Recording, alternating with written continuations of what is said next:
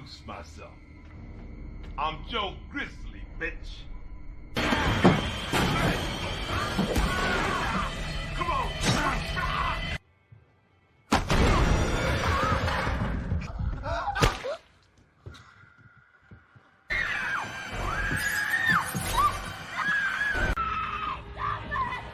Michael! Stop! Stop! Is that the boogeyman? As a matter of fact, I do believe it was.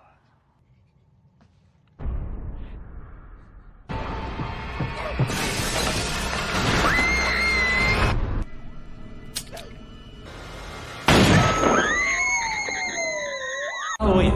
We're gonna have a good time tonight. Boogeyman is coming.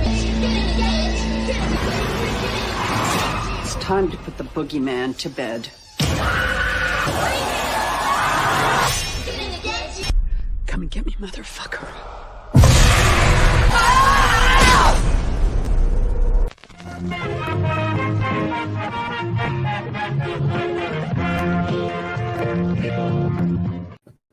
So what's going on YouTube? Welcome back to the JEFFMAN316 Pop Culture Reporter channel. I'm your host as always, JEFFMAN316. We're trying something a little bit different. Some of you told me that you didn't like the Sunday night streams, but actually I'm going to be out of town for work next week. So I wanted to go ahead and do a stream just to get something out there and get back in the routine. You know, we missed a week. I wanted to do a routine of actually doing a live every week, anytime possible. Don't know if anybody's going to show up. I did do a poll out on the channel, and a majority of you did chime in and say that Friday night would work. So hopefully somebody will show up. But if not, I got a couple of housekeeping items that I can do. And then I'll just give you a brief synopsis of what's coming up on the channel. Then we'll go from there. So if you noticed this past week, I've posted the review for H2O.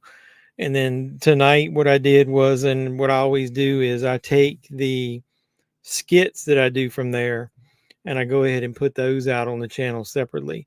So if you look, one of the things I've got going is I've got the review for like I said, H2O that came out this past week, so that's up on the channel for you guys to watch.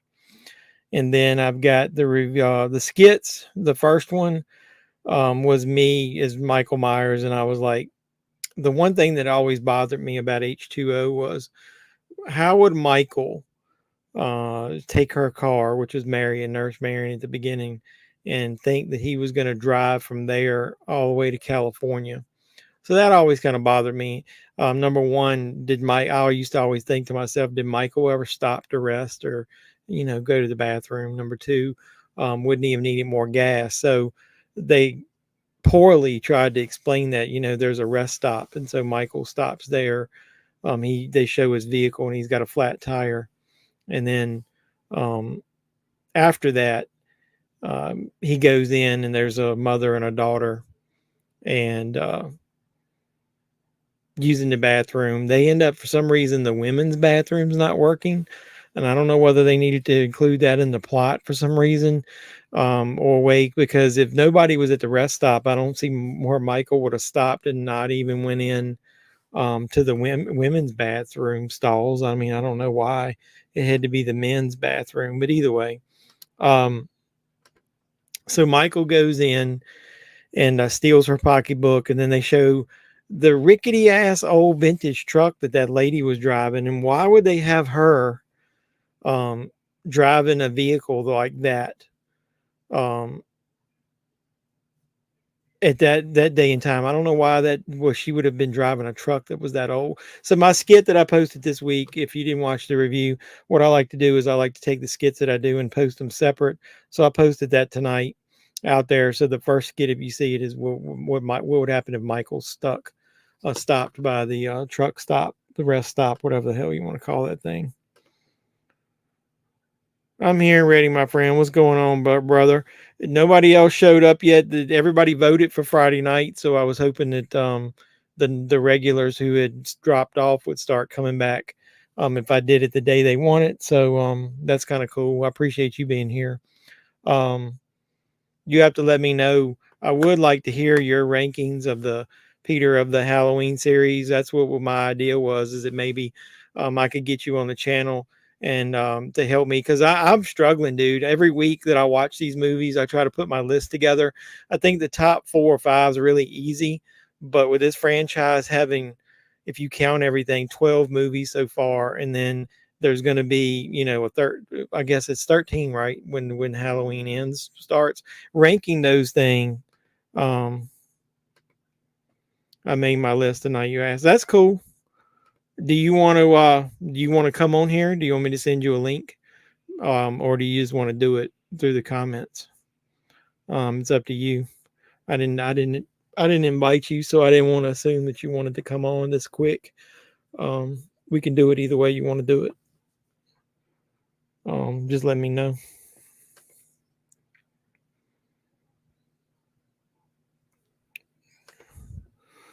Yeah, if I could invite you. Okay, brother. I don't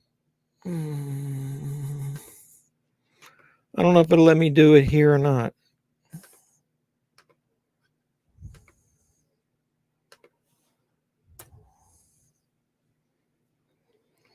See if it lets you copy that link in there. And I think I got my headphones on, so I'd better hear you. I finally got a pair that damn works.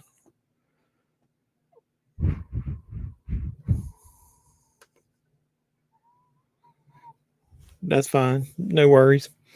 Other than that, if anybody joins in, I wanted, other than talking about Peter, if he gets on here to do his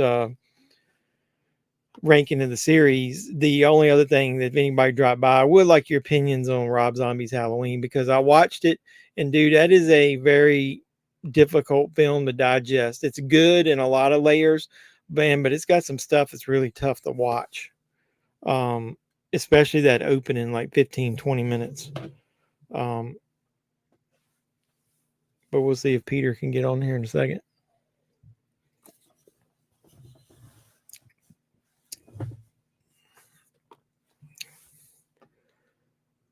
But I did watch it, and I did, if anybody wants to know my opinion, it was hard as hell to find the Blu-ray of the theatrical version of Rob Zombie's Halloween at the beginning.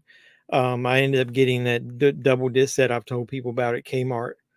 And so the unrated cut was what was showing on everything, like streaming and whatever, for years. So that was the only one I watched. So to go back and watch the theatrical cut, I think that's what I do like best. I know the director's cut adds some stuff about Loomis, kind of makes him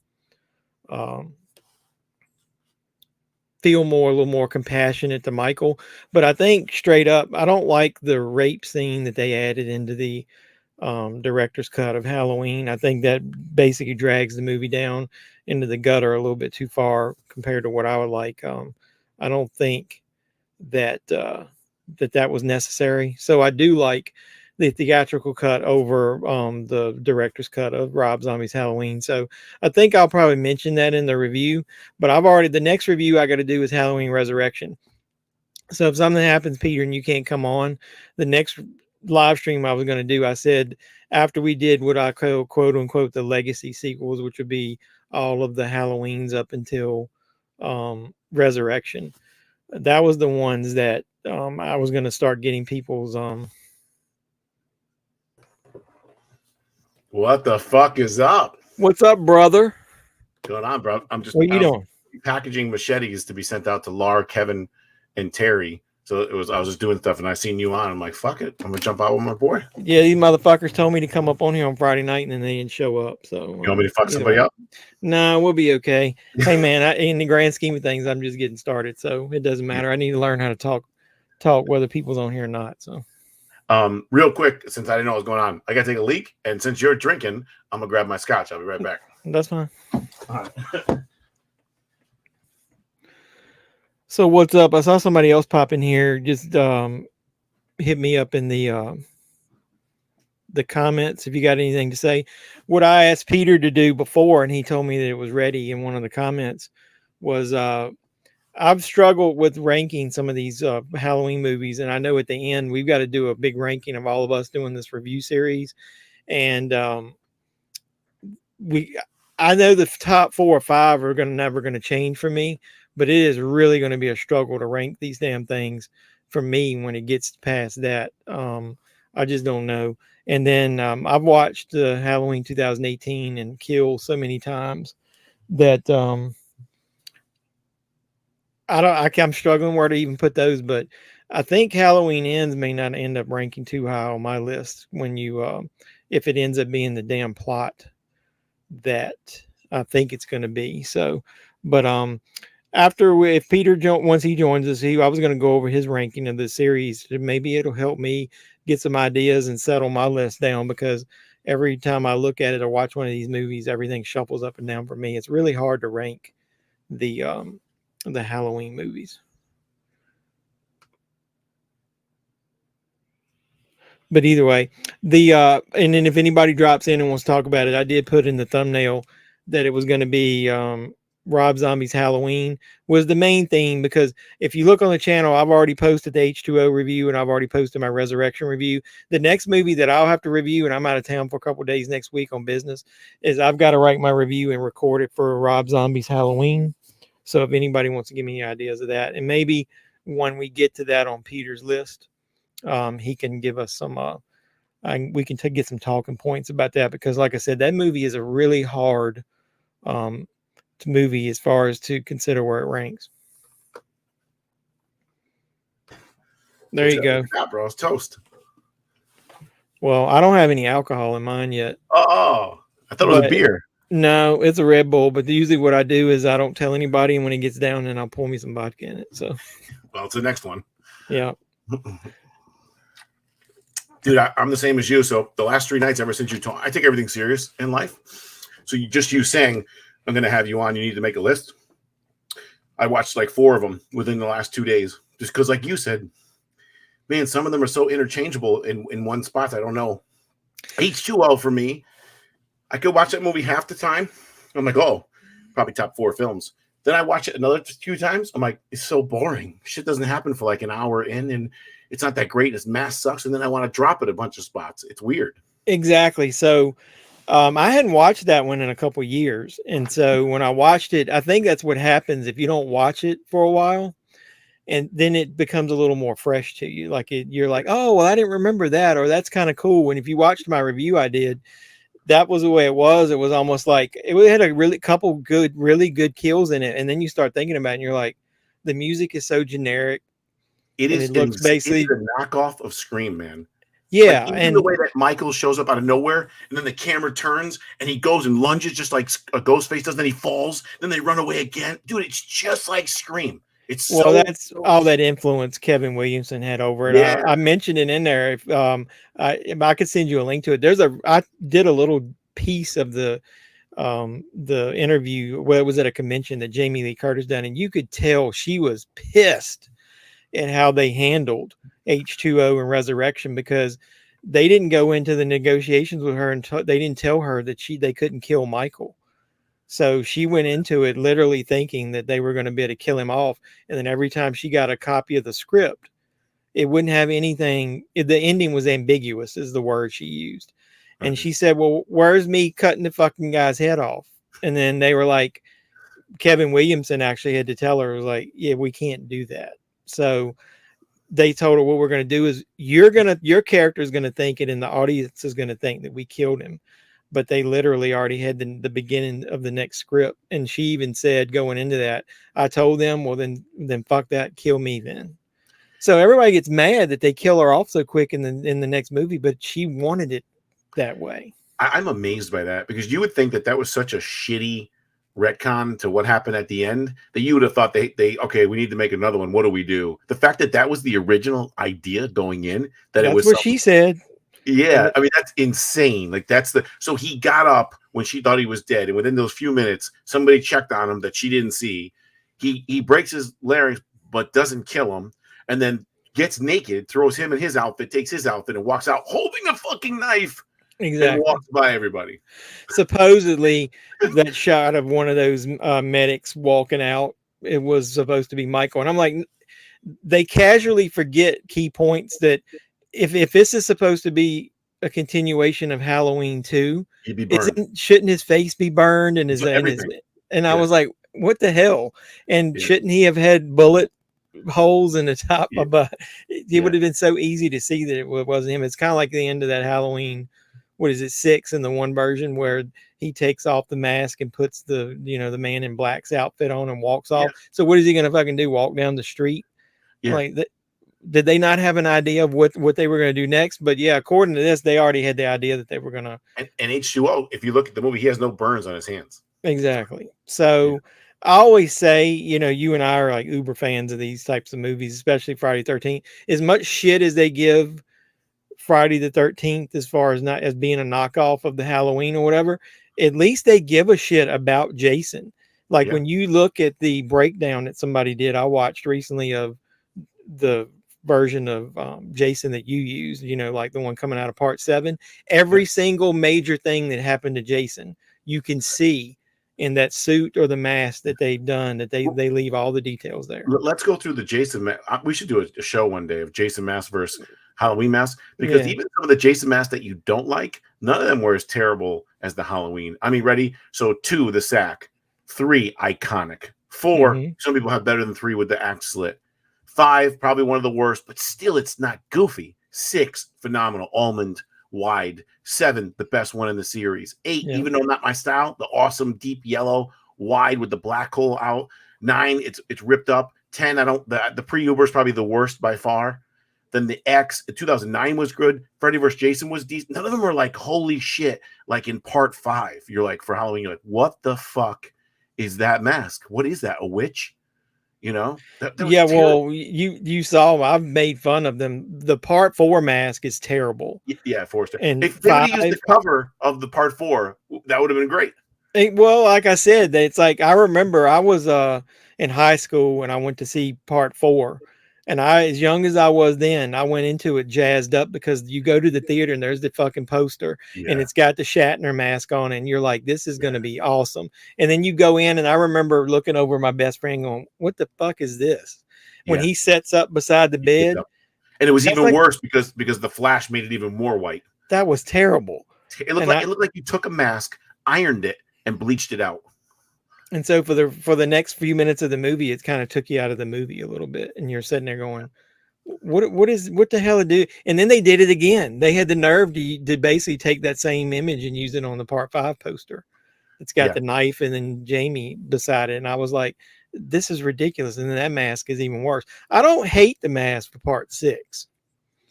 I've got the trick or treat version of it. 6 is okay. 5 is the worst. Yeah, 4 and 5 are terrible. Even Resurrection, if you took away the deep cut here and the eyebrows penciling, the eyebrows are terrible. Yeah, if you pulled that scale back like 40-50%, I think it's a decent mask. It was weird because I just recorded the Resurrection review, and when I've got the mask there, I'm looking at it. It's got almost like that. It's got a female did some nice detailed eyebrows on it, and then the hair is so slicked back, and I was like, the hair and the one I made fun of where I said it looked like Nicolas Cage was legit long hair, where I almost tried to do a skit where they were going to use him in a shampoo commercial, and I was going to have the hair dryer because the hair like will flow in the wind. And I was like, well, who thought of that? The Resurrection one, people do posters of it. It looks like Mariah Carey. Yeah. Yeah. So, if you put makeup on it, it looks like Mariah Carey. Got the big high cheeks and shit. Hey, I'm gonna share this on my actor page right now, so maybe it'll help out. Okay. But I thought, to me, when I'm growing up, I always thought that Friday the 13th was a little lowbrow. At first, where it seemed that way. It's got more nudity. It's the teens act really stupid teenagers, but it was more formulaic than they tried to do too much shit in Halloween. Have you seen the Reddit Halloween Ends spoilers? Yes. Eddie says, yeah, I've seen some of those. It's probably the one I'm thinking of. Yeah. But I always thought that Halloween, they disrespected the fans so much for what little they cared about what the mask looked like. And I was like, that was the most important part. And that's what you're going to fuck up. Oh, you know what? I don't have, damn it. You're right on that. Sorry. The stream I have is just the stream to get in the show. How do I? Let me go. How do I get the? I can the give link? the link to the YouTube. Hold on one second. Yeah. Sorry. No, you're cool. Dude, your production value gets better. Look at you around here. Us is better.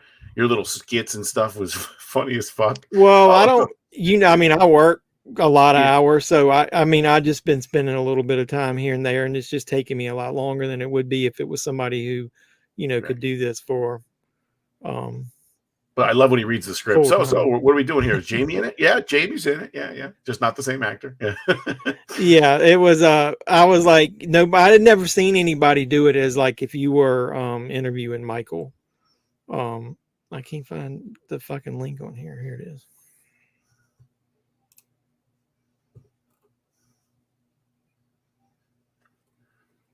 You're going to send it on Facebook Messenger? Where do you want me to send it? The email would be better. I don't know if you ever saw my previous post. I don't care. I'll stick it in the comments here if you don't care. Yeah. I'll grab it. So I played with Bryson with those WWE guys. I noticed behind you, you have a whole shitload of them. Yeah, well, the ones behind me are the small Hasbro ones. Oh, okay. You got the bigger ones, right? You had the LJM ones. Is that the one you were? Yeah. Yeah. It's amazing. They're 40 years old, some of them, almost. Yeah, I got a box of those, and they're just a little bit bigger, and I don't have a nice shelf to display those on. YouTube does not make this shit easy to like when I go to my actual post, they don't even show this as being a live video for me. Really? I don't know if it'll let you copy that in there or not. I just put it in. Let's see if it pops up. DJ John the God popped up on here. So first live stream. Appreciate you coming by, brother. We're about to get into Halloween. What buddy. y'all's thought? Eddie Long says, "What are y'all's thoughts on it? And do you think it's accurate or what's going on in the movie?" I haven't really done. I mean, it's weird. I've put some spoilers of what I thought was going to happen in Halloween Ends out there in videos from stuff I've pieced together, but I haven't full blown went out and looked at what other people are saying, and I don't want to just copy that and put it into my videos. So no, I don't know that I mentioned it in one that there's a lot of people that are pissed because they're thinking that Michael might actually get killed in this one. And I went back and forth with, I went back and forth with some guy who contacts me a lot. And he said that that's just basically what the main point that everybody's mad at is it who dies? Is it Lori or is it Michael? And that they filmed the several different endings and they've done all those test screenings. And a lot of people got pissed at the, I watched all your things. All your Easter egg ones. Yeah. So a lot of what I do is I read all that shit, but then until I see it in a trailer or a photo or something like that, I don't want to put it out there because I want to be able to try to piece it. I'm not big enough of a YouTube guy yet. I don't want to just throw a spoiler video out there and just say everything that everybody else is reading on the internet. Yeah, but I agree because it was the guy named Corey. Hey, what's up, DJ?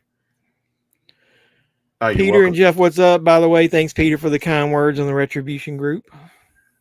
So I just saw a post about a fan film, Retribution, which is after Resurrection. I was invited to the fan page from one of my buddies, and I'm like, oh, what the fuck is this? So that just happened like an hour ago, not even.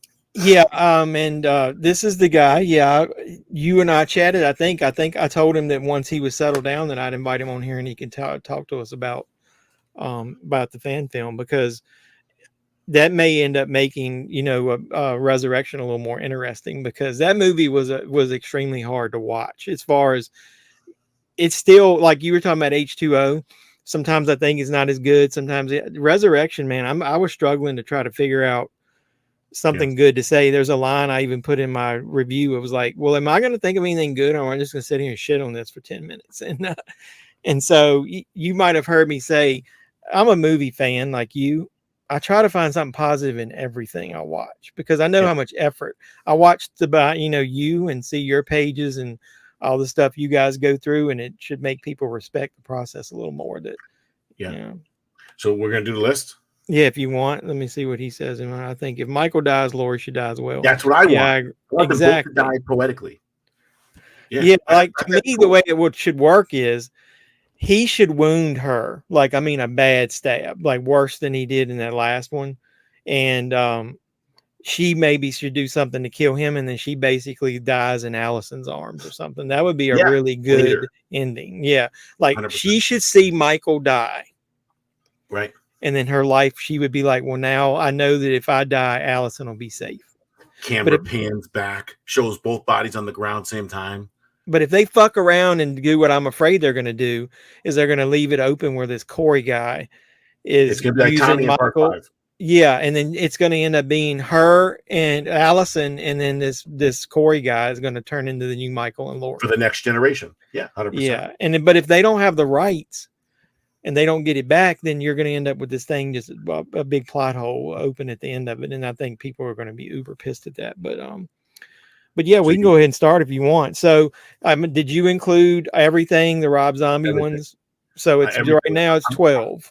I'm good at this. I'll keep it from like 1 minute to 1 minute and a half per movie. You're fine, and I won't slow it down. But yeah, and like I said, because you and I think similar, I really struggled with this, so I wanted somebody's opinion that isn't part of my review series group.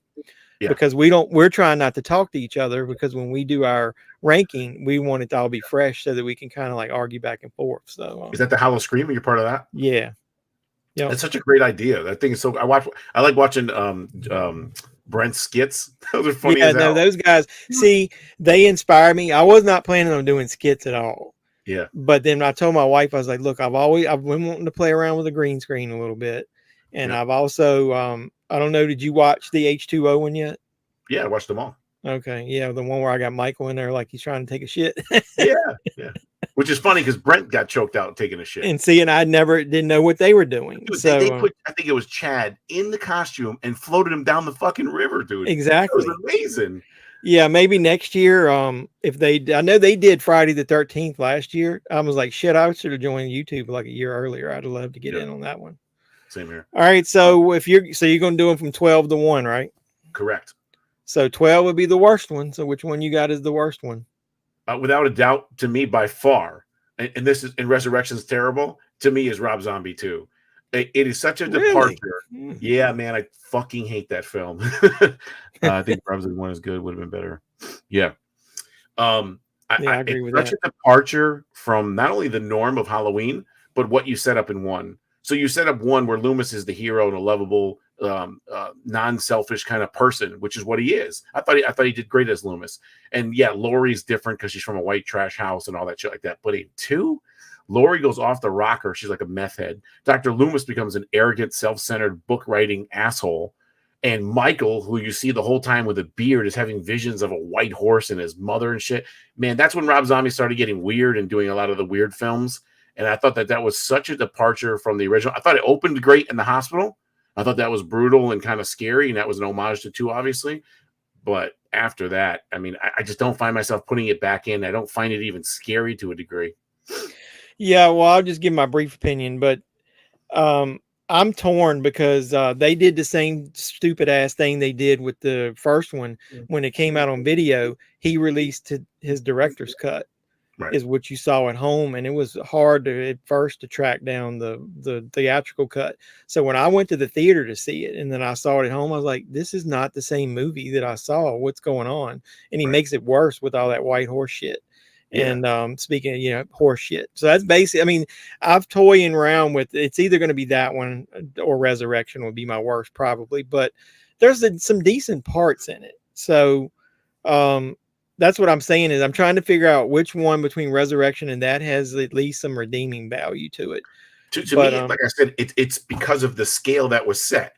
So Resurrection was, hey, we're going to try to do a hip hop audience. We're going to get Busta Rhymes and so on and so forth. And we're going to try this stupid kind of found footage. It was almost kind of smart with the texting and stuff, kind of ahead of its time, but it just didn't work. So that movie was shit. Everything was shit from the beginning. But to go from Rob Zombie 1 to this, to me, was like the biggest letdown. It was kind of like the Star Wars after the first one, the trilogy. Yeah, I agree with you. And now I don't mind the Laurie character as much because I thought it was good that they dived more into somebody having PTSD after such a traumatic thing in their life that really hadn't been done in a lot of the horror movies, as far as the final girls, what happens next after. Yeah. But Like, they're not even like consoling her friends. They're like in the house doing drugs, screaming, listening to music. It was just kind of weird. It wasn't like, I know what you're saying with the PSTD, but it was like normal for them almost. well, I know. Yeah, I was almost like, her friends know what she's going through, right? Like, why would they not be a little more supportive? Like, so it's let's almost drink. like nobody gives a shit about anybody in this town. That's not the right Haddonfield vibe, that I wanted. And then, like if you watch, the one good thing about the director's cut of the first one is Loomis is even a little more consoling to Michael. There's a couple scenes that they cut out where he's patting him on his shoulder, going, Michael, like he cares about him. So yeah, I mean, from 1 to 2, Loomis is night and day different. I don't like that version of him at all. It's like a completely different character. Exactly. Yeah, and even he says, I agree with Peter that part 2 is atrocious. Yeah, so I'm gonna guess then what your number 11 obviously is. So yeah, number 11 is Resurrection, obviously. Man, it's like you said, where do you begin? There's a podcast called The Slaughtered Lamb. The guys are awesome. One guy, I've heard those. Yeah, so and they did all the actual audio clips of Busta Rhymes in that movie, and you think Trick or Treat motherfuckers the worst one? There's like 5 or 10 more that are Michael's like a fucking shark with a white mask on or some shit. I'm like, what? And just the kung fu and the fact that he yells at Michael and Michael walks away, and it's like, what? Michael would never walk away, and all that shit. I mean, just everything. It didn't work with who's the girl, the model, Tyra Banks. That didn't work. Dangertainment, motherfucker. That was stupid. The characters were stupid. You didn't care about any of them. You weren't scared for anyone. You weren't even rooting for any of them, really. Nobody. I mean, I even said this, and I was spoiling my review. I said, this is one of the first final girls I remember. I don't give a shit whether she lived or died.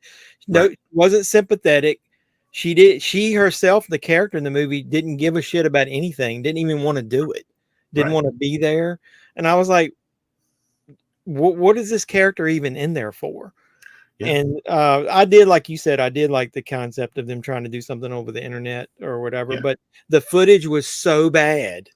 Yes. That they used, you couldn't even see what was going on. And I'll even say one of my jokes in the thing was, finally we got some nudity in a Halloween movie, and I couldn't fucking see it because the footage was so bad. I'm like, and you made a great point too about the footage being bad when they showed Michael doesn't work, because I watched your thing, you'd rather see Michael in high def and scary, like when he appears from the darkness behind Laurie and shit like that. That was missing from that.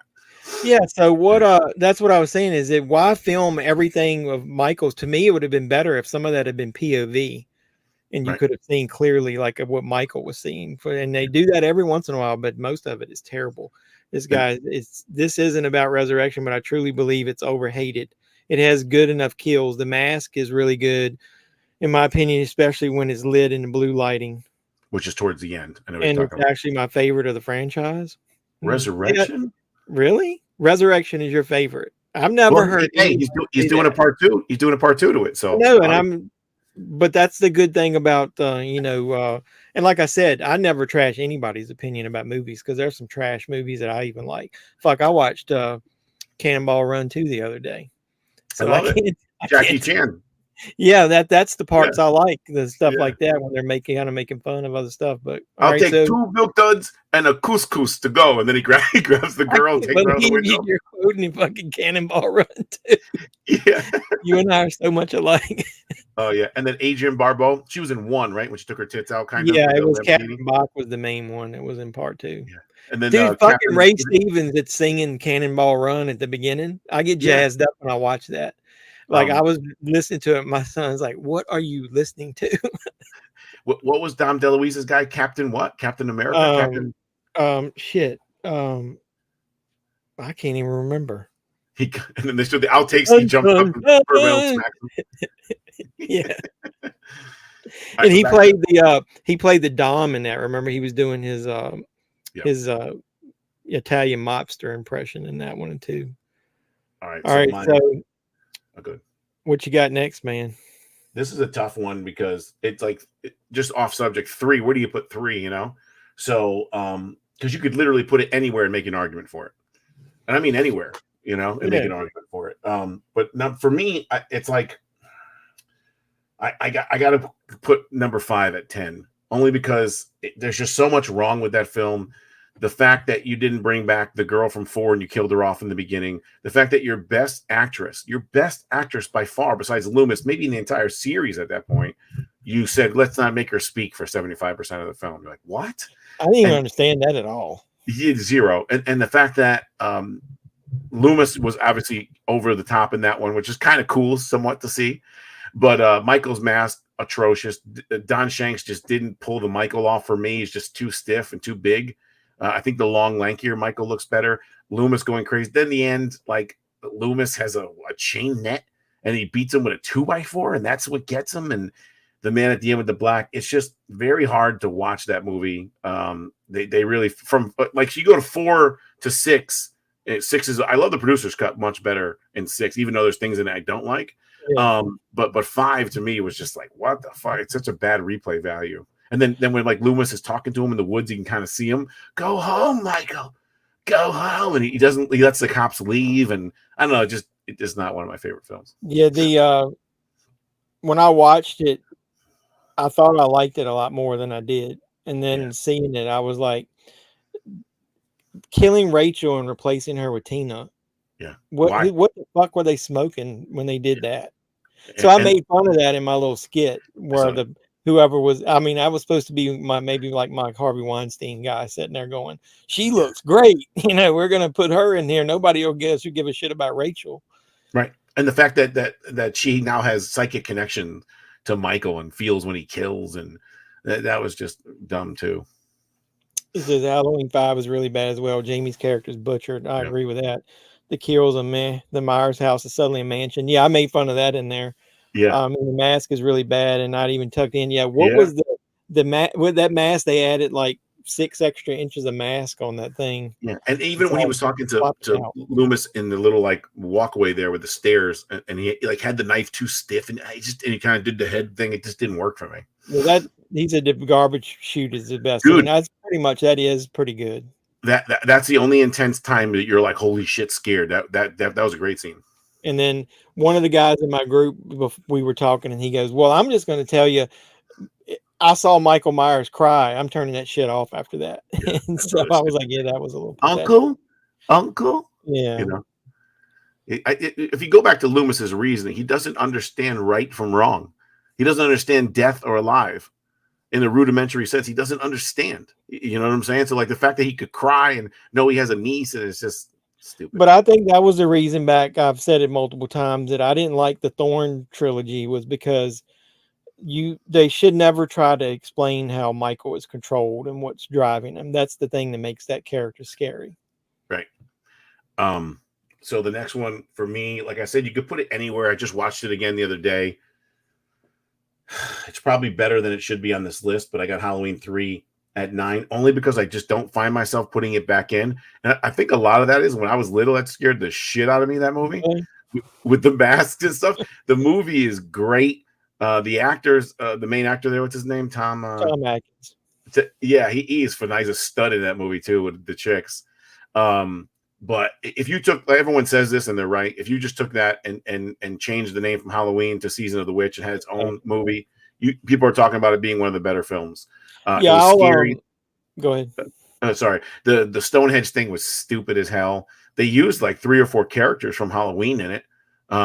But it's just has no replay value when you think Halloween and scary and Michael, and let's throw in, you never want to throw that one in. I mean, I could see that people having it as high as 3. But for me, it falls down at 9 for now. You could do another list and it could be higher. Yeah, our man is confirming that Halloween 5 is the worst of the Thorn trilogy. I 100% agree with that. And I don't put Halloween 3 in my rankings. I consider it standalone and call it Season of the Witch. So do I. Right. But I know they're going to make me put it in there. So that's one of the ones that's going to be difficult for me. I'm like you. I'll watch it separately, usually at different times of the year. And I didn't like it when I was younger. But I will say that as I've gotten older, it's not that bad of a movie. It's scary. Yeah. And I do like the fact I put that in my video, like how many connections it has. Jamie Lee Curtis does the announcing over the loudspeakers. Dick Warlock. And then you got Dick Warlock playing one of the robots. I always used to laugh when I was younger and be like, so he's over, he's a ladies' man. He's over fucking this girl that's like 25 years younger. When did she become a robot? Like, Yeah. how did they miraculously just make a version of her that was a robot overnight? Like, I mean, that process is that quick. Then make just an army of robots, and that's what you could do instead of putting masks on people. And what's her name? Nancy Loomis is in it too, right? Yeah, they put a little gray in her hair and made her his ex-wife with the kids. So yeah. And then his real wife was in it. Yep. Yeah. But he's that movie, man, that'd be hard to make now. You know, at the beginning when he's talking to the nurse, he's there patting her on the ass as they're walking down the hallway, and then he's, you know, making eyes at that, you know, like you said, the lady in there that's supposed to be working as the technician. Best thing from Halloween 3 is when the kids are on that hill running and you get that nice sky background. Yeah, that does look cool. That woman who gets her face burned off, that when I was younger, that used to freak me the hell out, man. But when you would see that and then bugs started crawling out of her mouth. Yeah. That was scary, man. Yeah, I was like, that would be the one that would bother me more, because you knew like the knife stuff is fake, and you know, oh, those snakes and bugs, that stuff's real. Right. And a lot of times you could tell there's a real actor in that mask with the bugs crawling over him. Like, because the eyes would look real. If they used it was hard to tell when it was a mask and when it was a person, because, you know, they did such a good job with that. And then they had the fucking balls to kill a kid. Yeah. In that room, in that test room, man. I mean, that Connell Cochran didn't care about anybody. I mean, he's over killing children just for test subjects. Yeah. I remember that guy from Indiana Jones and the Last Crusade. He was the guy that drank. That was him who drank the wrong chalice and aged it real quick. Pretty sure it's him. I don't remember. I have to look that up. Remember the guy? He grabs the wrong chalice. I remember it. Yeah, he turns real old. Yeah, I remember that happening, but I don't remember that actor. It's been a while since I watched that one. So number 8 is 6, the producer's cut, and I agree with you. There's things in the producer's cut I don't like. I wish you could mend them together. Take away that Michael is the father. Well, I'll let you read that if you want. Well, you said Halloween 3 reminds him of Charlie and the Chocolate Factory for some reason. It does. Yeah, it's like about children and things that children would like, but it's all about like death. It's scary. So the producer's cut, if he wasn't the father, which is so weird, like how'd they get him to bang her? It's ridiculous. And if they kept the Tommy beating him towards the end, I like that ending better. Yeah, I agree with that. Yeah, but 6 to me, the producer's cut was better. 5 is so you could tell like where they cut it and where it's like pieced together. Remember when the girl jumps out the window and she falls on the ground, and then the next cut is what they do. They drugged us. Oh, I don't know what happened. You're like, what? That's the next scene? Like, you didn't figure this out? Well, what it was is when they went back to do the reshoots, Donald Pleasance had died. And so they literally just had to, because one guy, I think when I watched the Dead Meat has got a video of the comparison of the cuts that I watched, try to remember before I watched both of them. And I did sit down and watch both of them all the way through. Well, they do, if you want to see that, if I'll just give them a plug, that's a great, they do a great job when they compare like producer's cut and director's cut and stuff, because they'll have them on the screen like you and I are right here at the same time. But yeah, they mentioned that you could literally tell most of the time that Donald Pleasance was not in the room talking to people, that they chopped parts that they had filmed to him, and just sometimes, like you said, threw it in the oddest places of that there, you know, that shouldn't come, that scene with him and Tommy should not come directly after what just happened. But it's like they needed to figure out where to put the footage, and they didn't want to waste footage with him in it. The Loomis and Wynn scene, they're never together in the same shot. Exactly. When he's like, "You're the next guy," it's always one shot. Well, if you think about it, the shot of Loomis is the same, and then in the two different cuts, Wynn is actually wearing the robe in one, sitting behind the desk, and the other's got like his suit on, and you're like, well, you obviously know they're not even in the same room. It was almost like poor.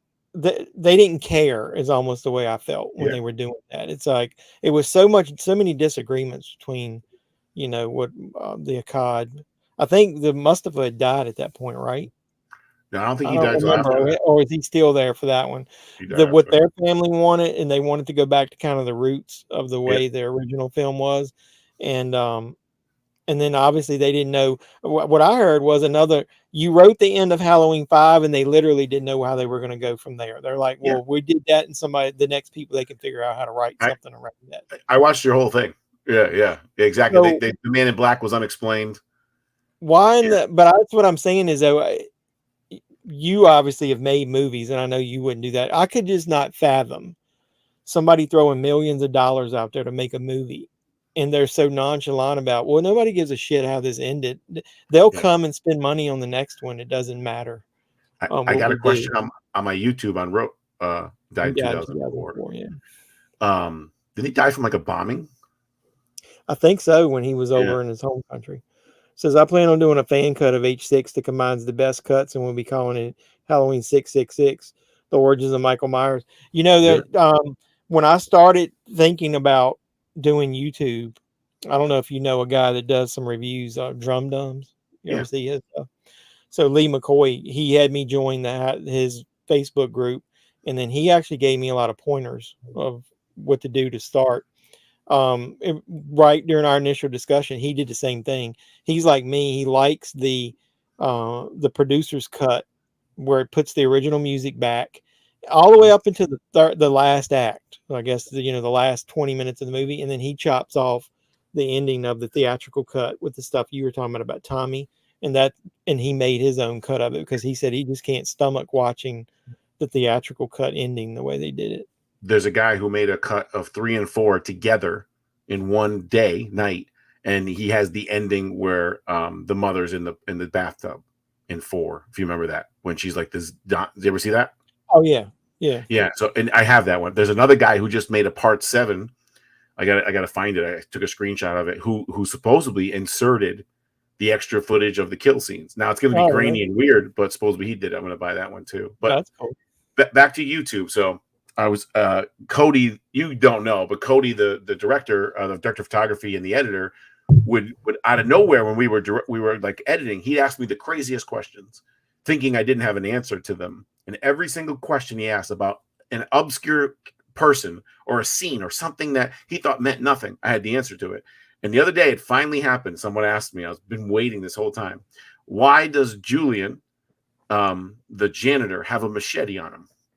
And when Jason rips his face off, he gets the machete back. Now, when I wrote it, I didn't want him to grab the machete in the beginning because I had to get an axe kill in. So I was like, how does he get the machete back? Well, why does Julian have a machete? Very easy. Julian is the groundskeeper. He's the janitor. He's the one that cleans the yard. And they can't really hire third-party people to come to a place that's like military, class 5 classified with the shit that they're doing to the girls. So Julian, who has access, is not only the inside cleaner, but is the outside cleaner. And they're near a lake with forestry. He would have a machete. And the guy's like, oh, good one. Like, dude, I thought of it all, bro. Yeah, that's a good explanation. But I'm not boasting me. I'm just saying how dumb it would be that a real major studio didn't have answers to these things at all. Well, that's kind of what I was inferring, is that when I've talked to you about stuff, is that you thought through some of just that little stuff, but that a big major company who's got a franchise that's as iconic as Halloween, you fuck up the mask in 3 or 4 movies in a row.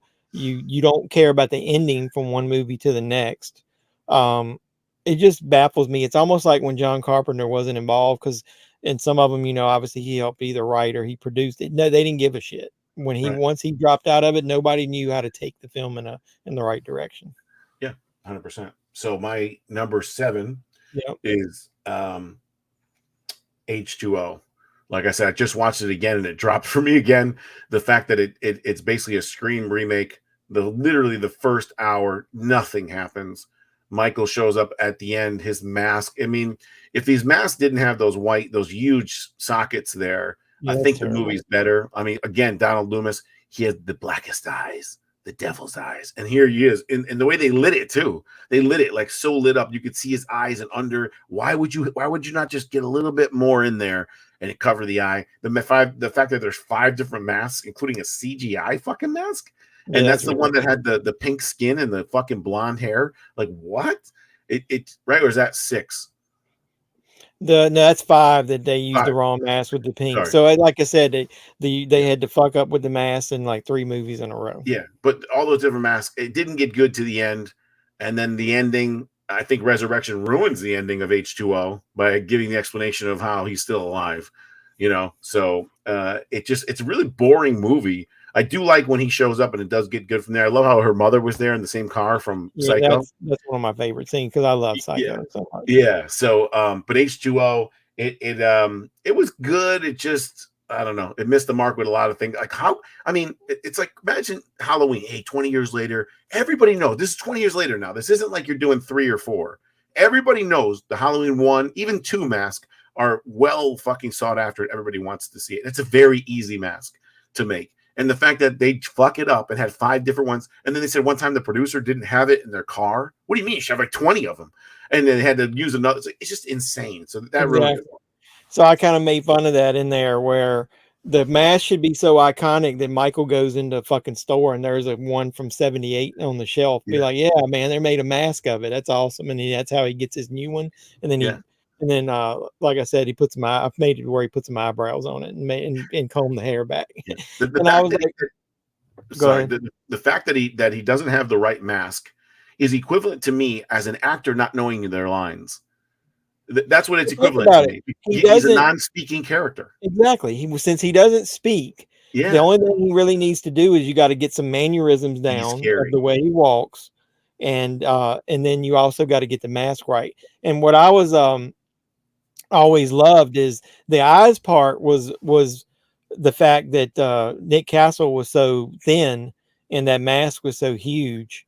Yep. And that when they put it on it, he kind of sinks into it. And so I understood in the second one, Dick Warlock, I mean, he always had a thick head of hair and his face was wider, that it would look different. And they also didn't have a lot of money and they wanted to use the original mask. So I forgive them a little bit for that. But once you get past that point, you could make molds of masks that you fit. Do test screenings. Yeah, and you look and it's terrible. You got to redo it. Here's the other thing with Nick Castle no one talks about. He has a huge nose.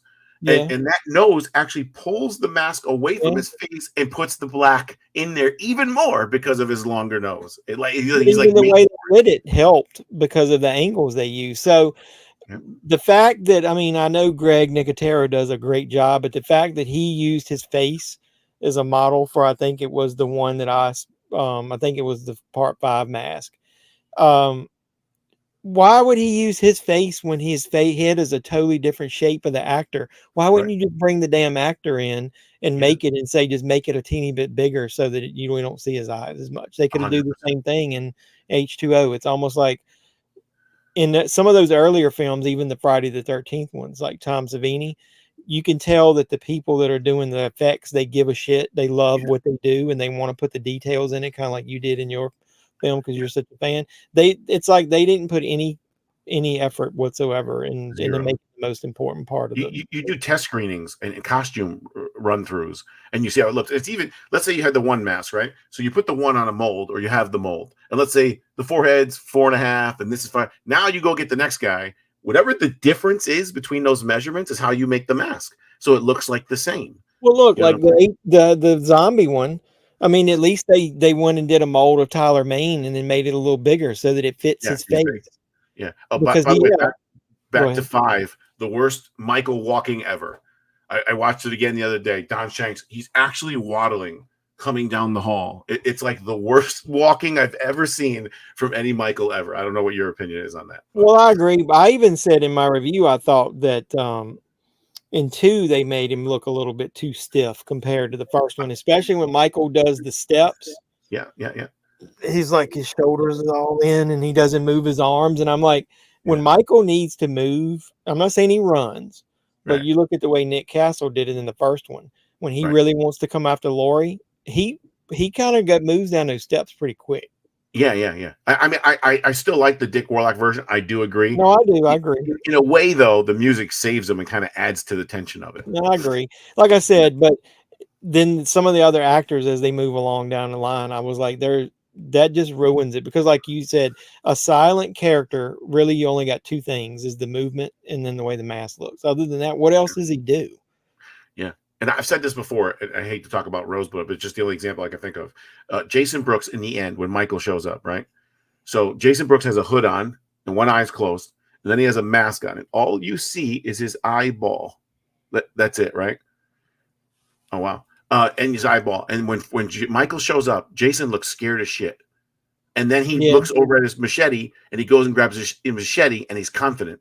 And we did the dailies and we went back to the room and looked at it. I said, how the fuck do you make your eyeball look scared? You have no eyelashes, no eyebrows. Nobody sees anything. And then later on, you look confident a second later with the same shot. I don't understand how you did it. And maybe it's body language, but some people have it and some people don't. I mean, he said he actually edited the opening credits of H2O with Donald's original speech. That's cool. That's cool. Yeah, H2O. I do like the opening of H2O. To go back to having it, it's not in Haddonfield, so I guess that's supposed to be. Was that in H2O? I know the nurse was living in the house, but wasn't that supposed to be Loomis's old house? I don't remember. Even so, it doesn't matter. So neither her or Loomis lived. I guess it wasn't in Haddonfield. It was probably like the next town over or whatever. But at least it felt Halloween. I loved how that opened with Mr. Sandman. Yeah. Well, if you think about it, so when Wing tells him, Sam, it's 150 miles to Haddonfield. If Loomis worked near the hospital, he probably was somewhere more. He wasn't driving 150 miles every day. That's true.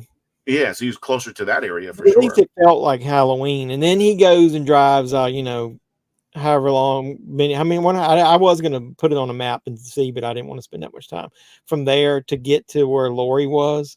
Right. That's a little bit ridiculous as far as even. How does he get gas? How does he get gas? Exactly. So I've said that in that review. He steals a car, which could possibly explain how he gets farther. But you steal a vintage truck that would have the worst fucking gas mileage of any car that he could possibly steal. Even the wagon, terrible. So I was like, what in the world is going on? Those people just didn't even think. Yeah. Also, it's actually H4 that has the pink mask. It's when Myers is chasing Loomis. Yeah, you're right. I forgot about that because that was when Loomis drags Jamie to the school almost as bait to try to get Michael out. Yeah, Michael throws him through the door or something. Yeah. So I kind of like the progression of Loomis up until about 5, like you were saying. Him almost getting on top of Jamie in that bed, and I made fun of that. I was like, that's, to me, he got a little too manic. Yeah, they went a little bit too far with his character. Halloween Retribution fixes that retcon from Resurrection with something more satisfying. Okay, well, that'll be cool. So my number 6, another tough spot, but kills. I mean, you got a phenomenal opening. I don't know if you want to read these when you're throwing them up. Should I stop? You can go ahead. I was going to read it after you finished. Okay. So, I mean, you have a phenomenal opening. Flashback is absolutely amazing. Even though Donald Pleasance is kind of weird with the voice. You're like, did Michael kill again? That was kind of weird. But he did look good. But the fact that I had no idea they were going to do that. And the fact they did, he looked great, too. That actor is actually going to a con. It's a different actor than James Jude Courtney. And it's not. He wasn't even an actor, was he? No, it wasn't. What's his name either? It wasn't Douglas Tate. It was a third guy who did that. And he looked a lot like him even before they put the prosthetics on him. Yeah. So Halloween Kills, that was phenomenal. Michael's brutality was Jason Voorhees-esque. He obviously became more than a man, and you could tell because that's when Laurie narrates it. The more he kills, the more he's a farther departure from a man. He got shot 6 times. He gets his ass beat. Got a knife through the back of his head. Got a pitchfork. Got his head kicked in. He's obviously different now. But the Evil Dies Tonight. The 3 things. Evil Dies Tonight is 3rd worst for me. 2 was Tommy. You were like, wow, this is gonna be cool. Tommy's gonna be cool. Tommy was fucking horseshit. You bring back legacy characters that you just threw away that didn't do anything. And that fucking hospital scene with the fucking penguin from fucking Batman 2 running around like a fucking idiot. Everybody knows what he looks like. They put both pictures up on the wall. He's got the scar on his fucking eye. And the fact that he runs away, the guy actually died right after that. He was such bad shape. He was a fat piece of crap. He runs away from the whole hospital, up the stairs, flights and flights away. No one can catch him. No nurses on any floor. No one anywhere. What? You should have took that time that you were doing Evil Kills and that, threw it back into the legacy characters and had it become more of a weaved into the story. What do you think? I agree 100% with that. That's basically a lot of the takes when I came out of the theater with what I was thinking. But what I will say to this is I've watched Kills. No One Ends is coming out, and I've really been shitting on Ends, even though I don't really know exactly what's going to happen. I just know in my heart the way that I'm reading the details is not the way that I would have wanted 45 years of Laurie versus Michael to end. So, but I've liked Kills a little bit more the last 2 times I've watched it. But I do skip past the Evil Dies Tonight shit. Yeah, So but that's because the shock value leaves you. And I had a conversation when we ranked a Jason film with somebody else, and they're like, "Well, part of X, you're like, it's fun." I fucking hate hearing that. It's a fun film, and I can just take it and throw it in. So you're right, because you've watched it for 20 years, so you know it's shit. And now your brain is open to the fun part. But me, when I went in there after 7 and 8 and 9, I expected something cool, and the fact that it wasn't, I remember the feeling. And it was like Mighty Morphin Power Rangers when he turned into the metal guy, the Uber Jason. And I was just like, what? And now you're like, well, it's fun. It's fun because that's what you have to look for to like it, because you can't be scared from it. You know what I'm saying? So I think that's what happens when you watch Kills. You're looking for that fireman scene, you're looking for the flashback, and you're looking for the end, right? In the middle, like you said, you fast forwarded the middle part. You have to give me this, man. The first 20 minutes of that movie is pretty phenomenal, though. Phenomenal. Even the music. That's what happened. It's like, it was like this, man. It peaked, and you're like, holy shit, this is good. So because you go from the ending of the last one to the flashback scene, and you find out Hawkins is alive, and you're like, holy shit, because I like that character, and I was hoping they'd do something else with him, in the next one. And then you go from that and then you're like, the fireman scene, or you see the house burning down and all that, and then the beginning, I'm not so upset about the bar when they introduce the legacy characters. That's kind of an okay way to do that, introduce them in there. But I'm like you, I don't even mind the monologue that Tommy does up on the stage. But because he seems like he's a little cool, you're like, all right, well, this version of Tommy's cool. But then, dude, it goes downhill for a little while after that. The whole town, I mean, hey, let's go kill Evil Dies Tonight. It's 40 years ago. You're talking about 2-3 generations of people they don't remember. That'd be like a town like, hey, there was a serial killer in the town 40 years ago. People don't remember. Now they're just going to leave their lives and go kill a guy. Remember, they don't even know what happened. He just escaped. And part 1, this is part 2. They don't even know. And the fact that they wrote the lady in with the fucking iron. Are you fucking kidding me? Are you fucking kidding me? So somebody sat down of her house with an iron. The script writer sat down and said, okay, what are we going to do? Okay, what we need for prop knife. The guy's in his like tiger pajamas, remember? Knife, shotgun with this, that, the bat.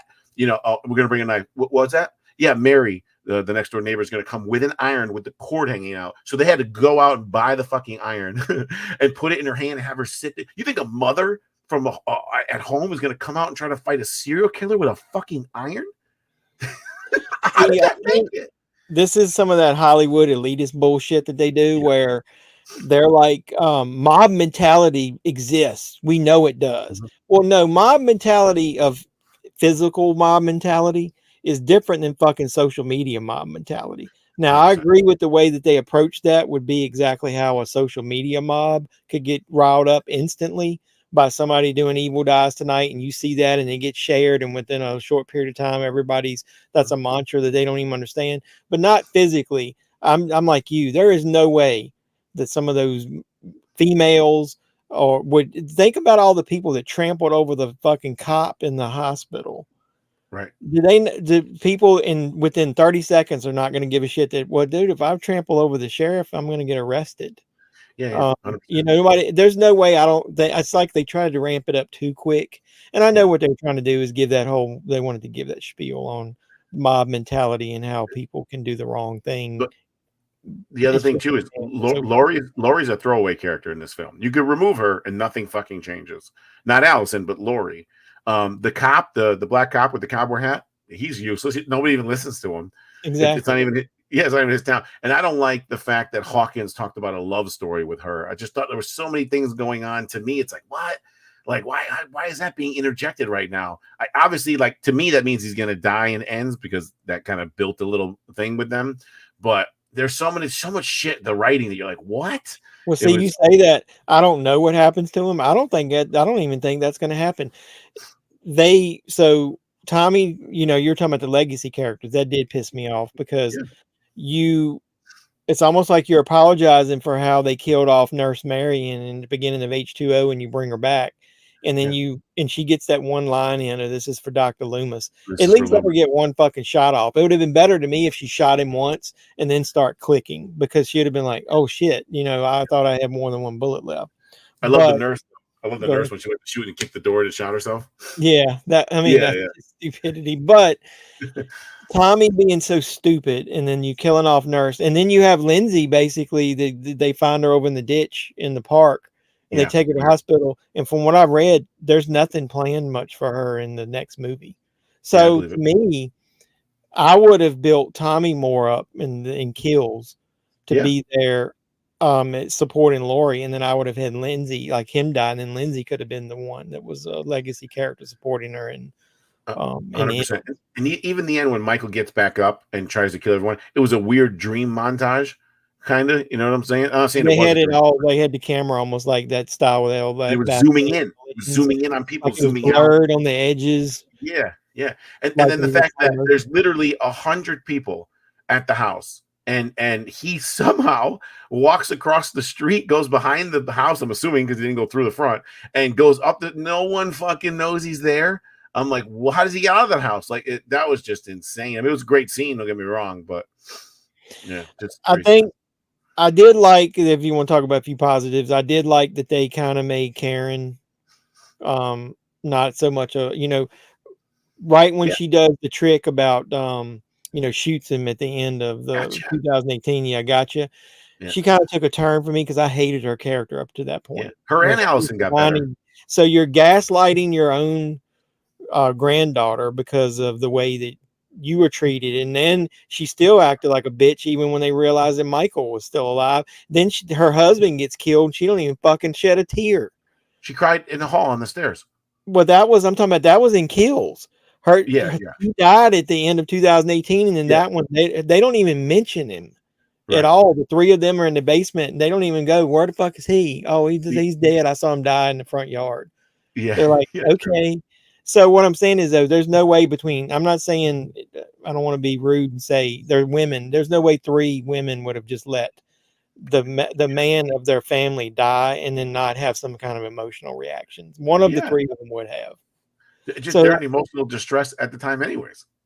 So you have that happen, but I like how they do kind of like give Karen a little bit of I don't know. They reboot her character a little bit. They give her a little more respect. You kind of feel for her after that hospital scene, and she's the one, I think, that a lot of people liked her more, and now they're trying to explain that maybe she died, that was a dream at the end, and she really didn't die. But I listened to the commentary on the kills, and she literally says in there something about they took the sweater I wore and hung it up like in the rafters of, maybe it was during kills, the ends, I don't remember, but it was almost like they retired the character because she went out fighting or whatever. And I'm like, well, she basically admits that she died, the character died in there. Allison became more lovable in 2 than Lori was in 1. Well, I agree. I keep telling people in all the videos I make, dude, Allison has got the most revenge factor now. She's lost more than Lori. She lost her mother. She lost her father. She lost her best friend. She lost her boyfriend, and then and then she lost her male friend on the fence. So she literally has everybody in her family other than her grandmother's batshit crazy, and it's probably, she knows she's going to put herself in a position that she's probably going to die eventually. She'll go out trying to kill Michael. What the fuck has she got left? Right. So, like I said, I think it was a good way to describe Kills. A lot of wasted opportunity. It's got a lot of good parts, right? But it's not pieced together well. Number 5, Rob Zombie. Hold on, then let me catch a couple of comments. Make sure we didn't miss anything. I think this one, it says, if you're referring to 17 Miles, I think you were talking about the different people playing maybe Loomis, or were you talking about the young guy playing Michael? Yeah, so is that the young guy that played Michael in the flashback scene? Loomis was played by son, the singer.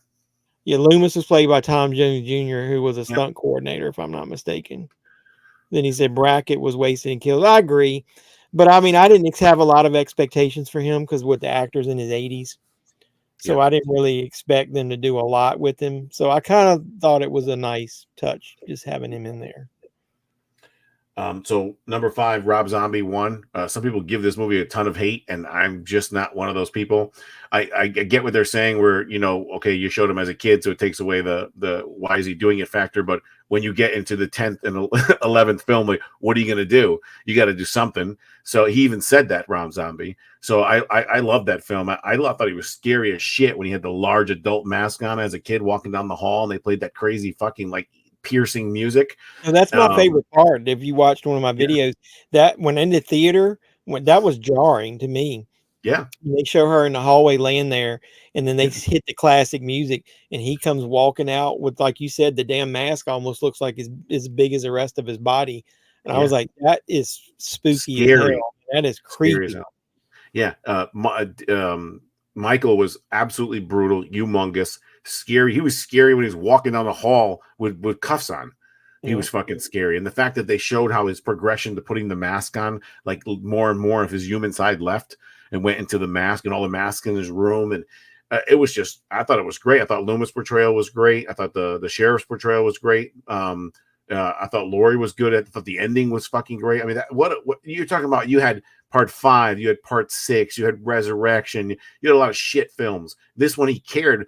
I don't care what anybody says. If you don't like it because he showed him as a kid, okay, fine. But he cared about, and I love how the mask just rotted itself underneath the floor, and that's how it looked like that, and it looked better. Yeah, Rob Zombie 1 was, I mean, phenomenal. I thought it was a great film. Can I assume that you've probably which cut did you watch when you watched it? Because the theatrical. Yeah, the director's cut is the one we put that rape scene in there, I think. Yes, I don't think I ever saw it. When it first came out on Blu-ray, that was the only one you could get at first, was the unrated. And when I watched that, and I looked at my wife and was like, there was a fucking rape scene in this? We saw this in the theater. I don't remember that. And that, to me, that's Rob Zombie, though, defying all the rules. Zombie, that white trash stuff. Yeah. I mean, it's more like him defying the rules. You can't tell me I can't do this. You know what I'm saying? But I mean, even with him, I mean, I'll defend this movie all day and night.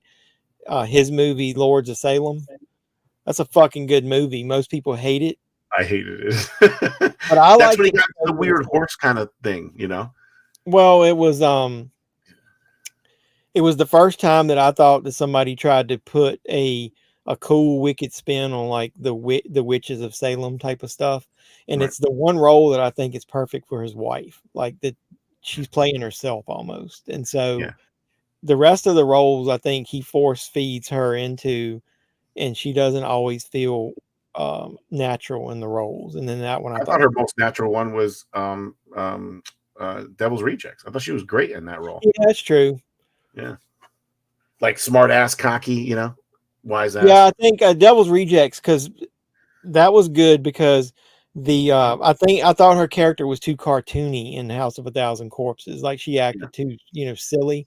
And then once she got, they brought her down a little bit and made her more, a little more manic. They spiked her up again from 3 from Hell. She was way over the top in 3 from Hell. Yeah. Yeah.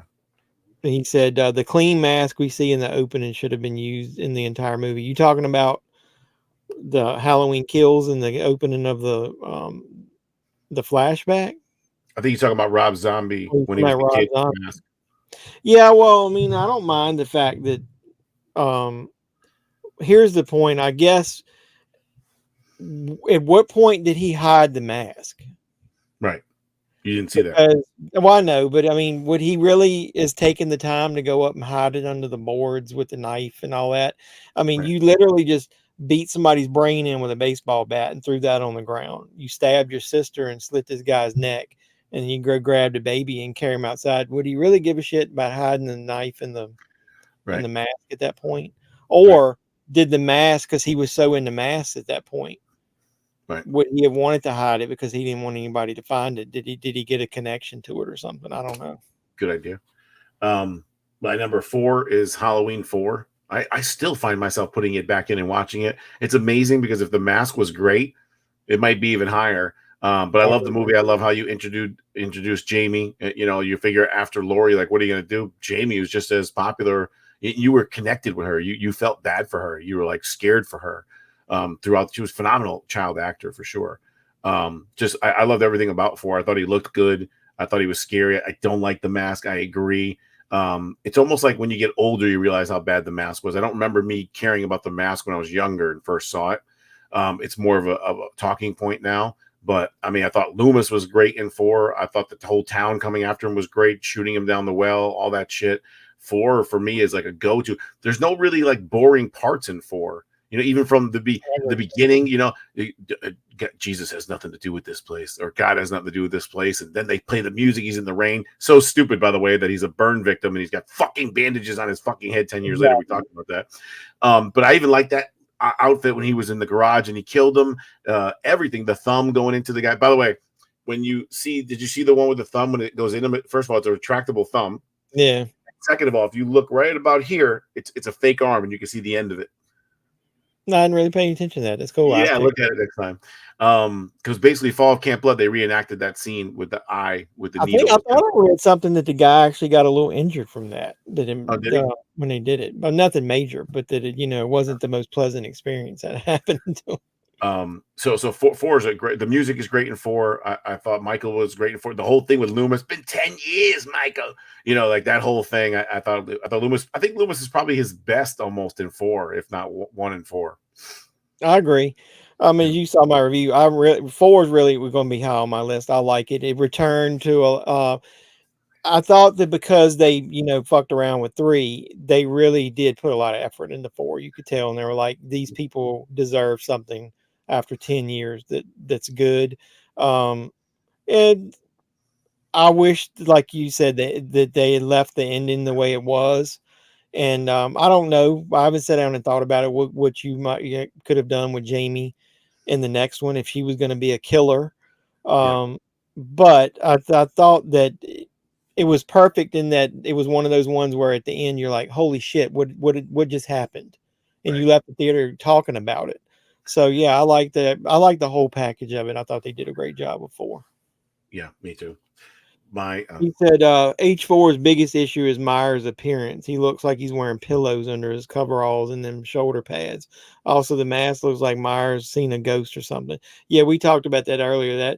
And I agree with Peter. I think if they had done a better job of the mask, 4 would just be phenomenal. As far as the way that Michael looked. Now, I didn't think he looked that.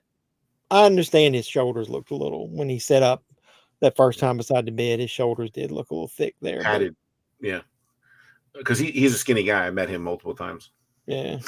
So number 3, 2018. I thought it was a phenomenal job of bringing you back into the fold. I thought it was so genius that they cut out 2 and just went from 1. Because you're like, how are they going to do it? Well, that's how you do it. You just do 1, then 40 years later, 2018.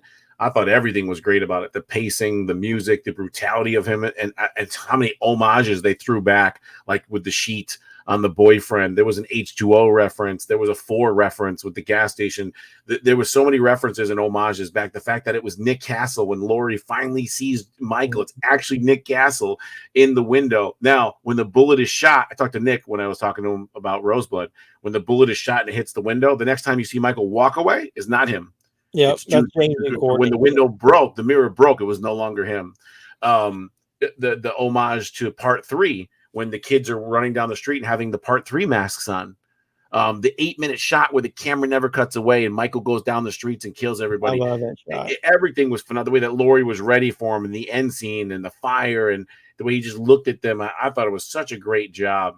I was really pumped. I'm like, wow, they really give a shit and it's going to be great. So I got it at number 3. Yeah, I loved it. At first, a lot of people were pissed when they heard that Danny McBride and these guys were going to write it, and I'd already heard what Uber fans they were, so I knew it was going to get a lot of fan service, so I didn't care. I wanted to see it. I think at first, people wanted to pick the shit out of it, so they picked on the little bit of comedy that was in it, but when you go back and watch it now, it's not that much in there. Even the girl, remember? In there is really subtle. Yeah, it's nothing over the top. It's not like they're trying to do like Rob Zombie where they threw some over the top shit in there to take it off in another direction. It's pretty subtle. It's a lot of it feels like natural conversation that would happen. The little kid, his little comedy stuff worked perfect. Exactly. Yeah. So, and I did love the fact that I'd already read that was their way of passing the baton when she shot that they literally wanted that to be Nick Castle walking out, and then you guy walking in. So I was like, when I heard that, I was like, yeah, these guys, they know what they're doing. Now I talked to him at the Scream Boston, sorry to cut you off, and I said, hey, besides you breathing, do you have anything? He goes, I have a scene. He goes, I don't know if it's going to get cut. He goes, but I had a scene in Kills that they removed, which is in the director's cut, the extended bathroom scene. Yeah. But he said, I have a scene in Ends where I'm Michael in full everything. He goes, I don't know if they're going to cut it or not, but I did shoot it, which is cool. Yeah, see, the one of the spoiler rumors was that they wanted to put him on camera out without the Michael outfit so that he could, for once in his life, get on camera, you know, as Nick Castle. But I was like, I think he's to the point in his life where he realizes everybody, that's who he is. And that to me, if you're going to go out with this trilogy and they don't have the rights right now to do another one, I really would love to see him on screen somewhere where you could just pinpoint and go, look, that's him. And this is the final time we'll probably see him as Michael. Do you want to know how I would want to see him? How? Fuck yeah. It's somehow they're in a house and they either fall down the stairs or run down and look back up, and the same shot of him up the stairs at the top in the night, just like part one. Dude, if you put him back in that shot like that on top of the stairs, man, I'd probably jerk off in the movie theater. Or they could do something cool. I'm assuming he's still in. He looked like he was in phenomenal shape in those photos that I saw from that same convention you went to. Yeah, he looks the same. Exactly. Worst case, put him in the hallway and make him sit up, you know, and turn his head and look over at her. Yeah. I think it should be, like you said, something that's paying homage to the original. Because you don't know. I mean, if it takes a couple of years for them to make another one, you don't know whether he'll be involved. These guys are so, you know, so much fans. They obviously wanted to respect him and the character enough to put him in there. That's why they put him in the breathing. So bad. Yeah, exactly. I mean, I saw that he posted the photo on social media of himself in the recording studio doing that. Yeah. It pisses me off, though, to think that they put that much effort into it. And then I still don't understand. I've watched movies my whole life. How do you go into the third movie of a trilogy and introduce fucking new characters who become major characters? Right. Who's a copycat killer that they're saying, which is basically trying to be like Tommy in part 5 of Friday the 13th, where you're trying to hand, like you said, the reins to him and Allison for the next one. To me, it's just stupid. I know it's 4 years later. So, yeah. Well, even if you don't do that, because they said in one version, you know, that it was toned down a little bit as far as how much he was doing the killing is what I heard. But even if you don't do that, the fucking movie opens. I mean, I don't know if you've seen it. I just posted a video. The new TV spot. It opens with him. The movie is going to open with him as what happens to him and why he's in the headspace he's in. I won't spoil it in this stream, but so to start the movie with a character that isn't Lori or Allison, this should be wrapping up their family story. They don't need any other major characters. This movie could be an hour or 3 hours. Fans won't care. They want it to be a culmination of this 45-year story. It should have been Tommy and Lori that were still alive. Exactly. Or put Lindsay in there as the one that's doing something with her. Or to me, like I said, to me, this movie should be about Allison. Yep. She's the one that's lost the most. And it's been, if they time jump at 4 years, like they're saying, or some 3 or 4 years, think about the amount of emotional, she would be almost as bad of a wreck as what Lori was at this point. Yeah. I don't know. I just think writing another character in there, they could have somebody that's a love interest of her that becomes uber obsessed with Michael because of, hey, my girlfriend and her mother, they were victims of this Michael Myers guy, and he could kind of become a little bit too obsessed, and maybe she could throw some shade thinking that it might be him, but then ultimately it should be been a fucking Michael, and he's the one killing people, and then maybe trying to throw a little twist in there to throw you off thinking it could be this boy, and then have it where it wasn't. But if they go that direction, I think that's what's going to piss people like me off that's been fans of it for so long, is that these characters are too important for the fan base to just throw that shit away like that. I agree. Part 2, Halloween 2. Yeah. I love 2, man. Some people like who are younger kind of didn't realize 2, but 2, I mean, you put 1 and 2 back to back, it's a seamless movie. I agree. You know, it's seamless. It's so, I shot him 6 times. I mean, just if I was scared. I watched that again like not too long ago. I was scared shitless in the hospital scenes. You know, it's such a great stalking movie. Corey's supposed to be obsessed with Allison from what sources told me. It's such a great. Yeah, go ahead. it's such a great stalking movie. His kills are phenomenal. He kills them in the sauna with the turning the heat up, the nurse in the air with the knife.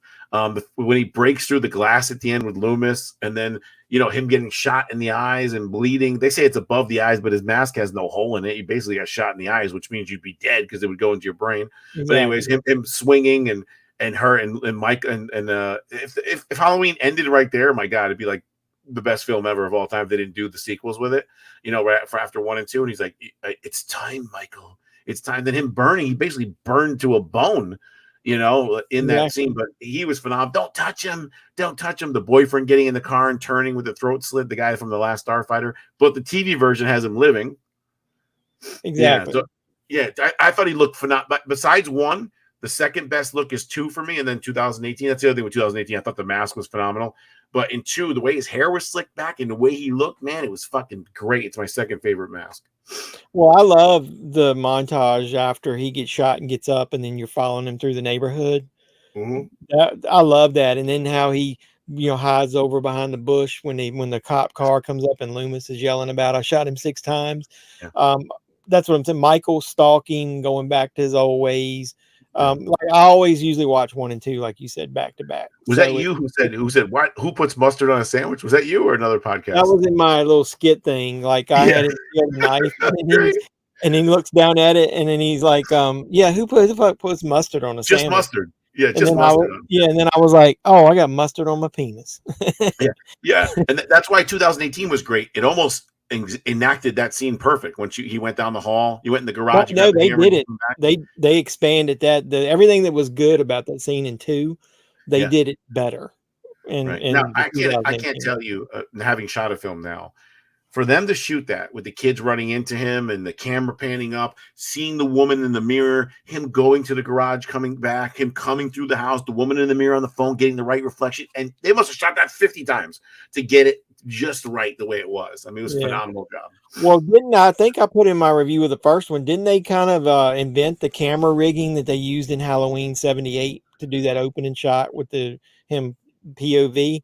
Like it was like mounted on them, like they were holding it and walking with it. I figured they might have done something like that in there. They had to have done it, but it looks so good. I love the part where the woman is on in 2018, where the woman's on the phone. Yeah. And you see him on the side walk by the house and the shadow against the timing's perfect. At it. And then you hear, you see the shadow coming through that, and then he just walks right up behind her like, boop.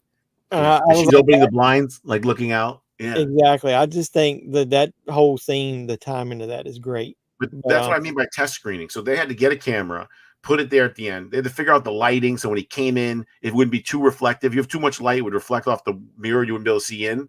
Like all that, the TV she had on, everything had to be perfect. They had to go through that so many times to get it just right. It was perfect. It was beautiful. But to go back before we obviously know what your number 1 is, but to end on Halloween 2, the one thing that I kind of liked about it was you hear the regret in John Carpenter now when he talks about he didn't really want to do a second one, and then he did it, and then they made him. They had to do the extra stuff, and they layered on all that shit about Michael being her brother. Because I still don't understand.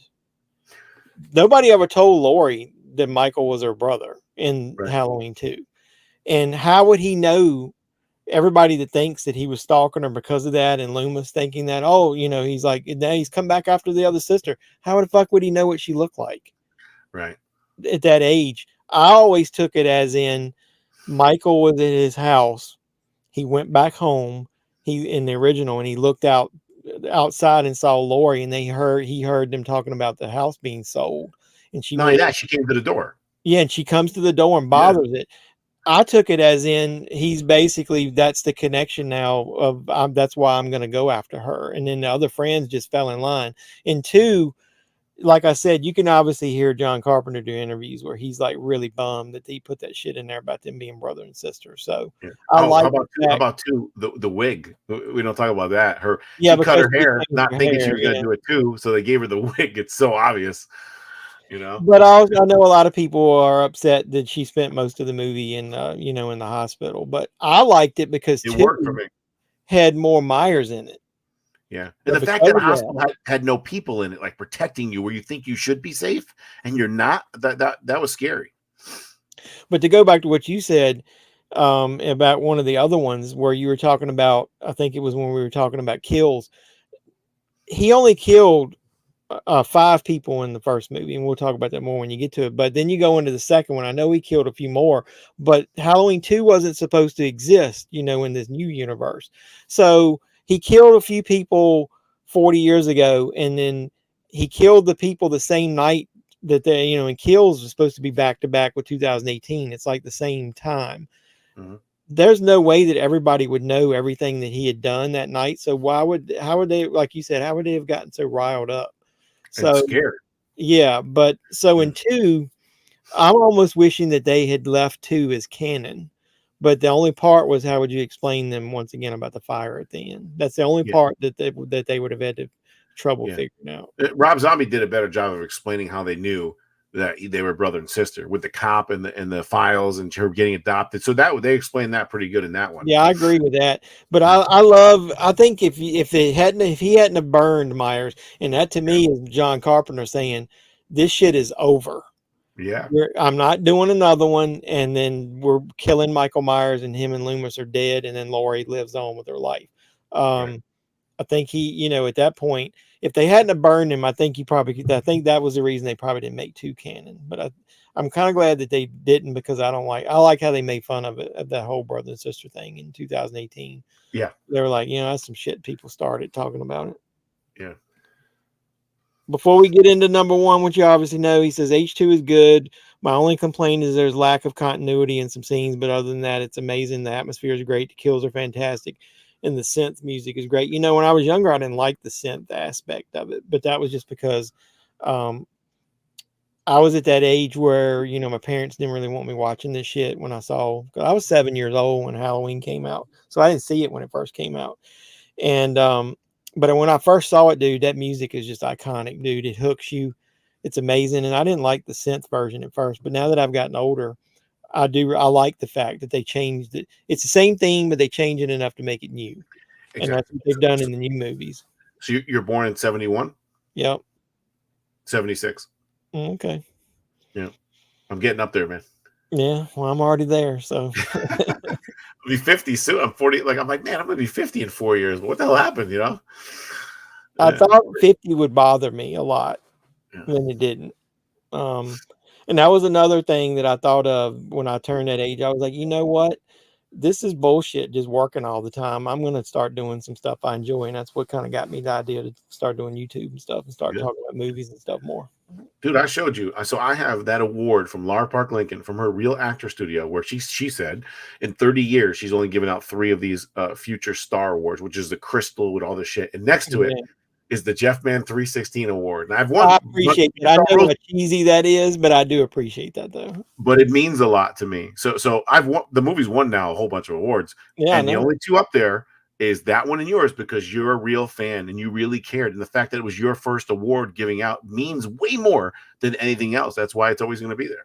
So I appreciate that, because like I said, I know I'd already heard from multiple people, 99% of the people that try YouTube stuff fail. And I'm not trying to do this to make money. Obviously, I really would like to do this to have something to do when I get older, and if I want to retire, or it's a nice hobby to, you know, and it's let me meet great people like you or whatever that I never would have obviously met. So number 1, yeah. Halloween 1978. There's very few films, I think, ever that are perfect. It's very close to perfect. I just don't like the sound, like when he's breathing in the car, when he's killing the girl in the car, and a couple other spots that I think are just a little. I'm a perfectionist, so forgive me. But I mean, John Carpenter's The Thing, Halloween, there's certainly The Fly. There's certain films that are perfect, you know, and this film is perfect. And I love the wide shots that they have in this film. There's so many shots that are wide that you would think you don't want that because that's not scary, but it is. Like when it shows when Laurie runs across the street to the neighbors and you just see the wideness of the house. 1, 2, and now he comes around the corner. It's fucking scary. And then it goes back to her wide, and then him, he's close. It's still the same wide shot. Yeah, he's closer. Gives you the feel he's getting in on you on the camera. And it just, I mean, to me, it made it feel more real. Like that's the way you would see it. Yeah. And people have said this before, so it's not my idea. The music is an actor. The music is what, if not the best horror music ever, best music and most recognizable music in movies. I mean, it's its own actor. It's the mouthpiece of Michael. It's the Paul Heyman to the Brock Lesnar, because Michael can't talk. So, but it can, and it talks for him all the time. Just him on the stairs, him walking across the street, everything with him, it talks. His mask talks when it's in the darkness and it comes out.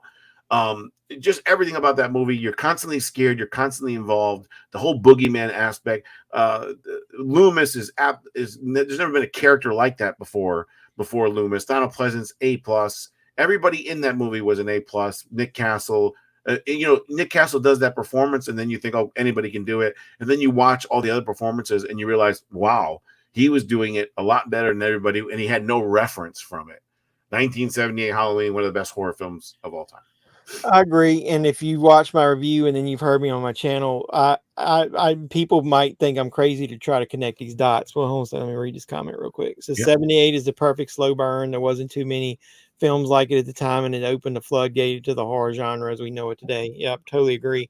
This is going to sound vague. I think the reason, see, you let me know what you think of this. The reason that my two favorite movies are Jaws and Halloween. Jaws. There is perfect film. Yeah, there's so many similarities between the two. Young directors that turned into legends. We're working with shit budget. I know as far as the budget, Spielberg had a big budget, but he kept wasting the money because the shark wouldn't work. So he didn't have enough money to do everything he needed. So both of them had to come up with new creative ways to do things. They both had characters that couldn't speak.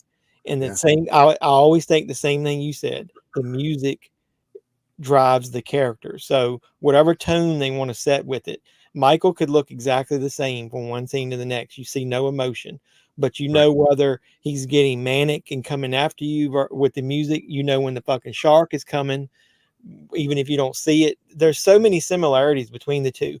The characters are written so well at the beginning. A lot of people nowadays, like my son is younger, it doesn't like it takes a little while for Halloween to build up, but they do it so perfect in both movies. You have an opening scene that fucking hooks you immediately within the first 10 minutes.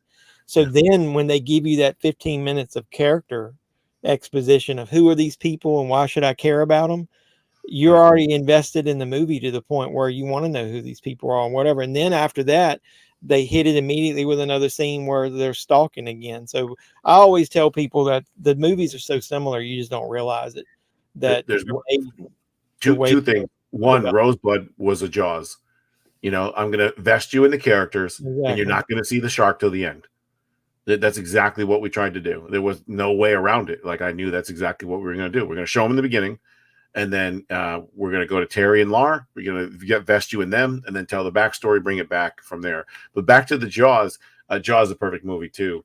But the eyes, think about that. You ever look at a shark's eyes, Chief? Exactly. Owl's eyes, lifeless eyes, till it rolls over white and bites you. They don't roll over, though. That's a membrane that comes up. His eyes actually don't roll.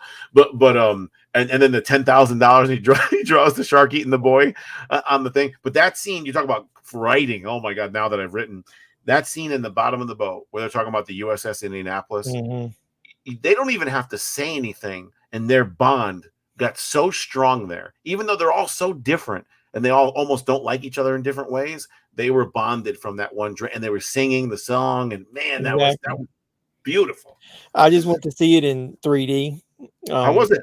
It was good. I was realistic. I did a little 5-minute review of it just so people. It isn't. There's no way you should think that the movie's eye popping. The shit was made in 1975. Right. But Spielberg's directing technique, where I don't know if you did it, he did a lot of the same way that Hitchcock would do. Where when anything that was important that was getting ready to be said, sometimes the character in the foreground has got 100% focus. I don't know what that's called. You might know. And then the people in the background are blurry. Anytime he did that, the person in the foreground looked they were fucking popping off the screen. And then anytime that the camera was going forward and the water was hitting it, it looked like the damn water was coming off the screen. Yeah. But back to your point, he did that when we were going to need a bigger boat. It was focused on him, and everything else was blurry. And then seeing that line was actually ad-libbed. Yeah. So and the cigarette was hanging out of his mouth. Yeah, that was cool. And then the Indianapolis, most people don't know, and Robert Shaw was half fucking lit when he did that. Him and Dreyfuss didn't get along at all during the production of that thing, and he drank a lot. But he was the third choice. He was the third choice. Robert Shaw drank a lot during all of his acting gigs, but they said that the funny thing about it was he was most realistic and looked most emotional during the scene, and it was basically because it wasn't that he was getting emotional teary-eyed, it's because he was fucking half drunk and his eyes are bloodshot. But if you look at it, half of that, his eyes make the scene where it's almost like probably it helped him by having a little bit to drink and loosening up, get to the point where he, like, the way he delivered it seemed so realistic or whatever. Even when they ask him, what's that one from? And he's like, and then when he's telling the story, he's got this weird lean, and he looks back up at people like this. Chief, you ever see it? And then most people don't even know about the USS Indianapolis, which delivered Big Boy, which was the drop the bomb on Hiroshima. And then they were under radio silence, and they were supposed to zigzag. They didn't zigzag, and the Japanese boat sunk them. And then they dishonored Officer Locke.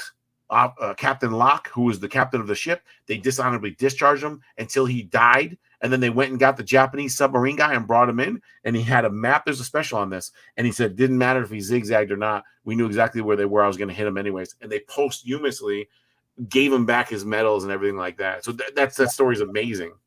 Amazing. But okay. No, that's it. Just the eyes with Jaws. I agree. There's a lot of similarities.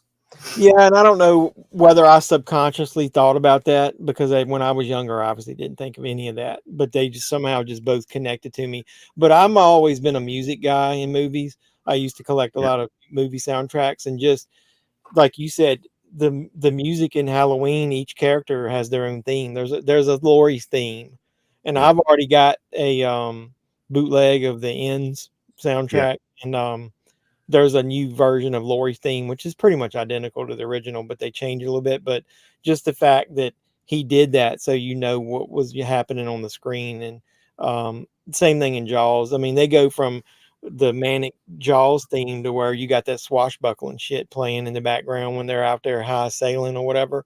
And I was like, to me, like you said, it makes it to where they don't have to say anything. And he did a great job with that in Halloween. And it's funny that the Halloween theme is so few notes. That John Carpenter does so much with that minimal theme. Yeah. Real quick before I go, if that's okay to go, what's a better soundtrack? Because the 80s are the best soundtracks ever. Yeah.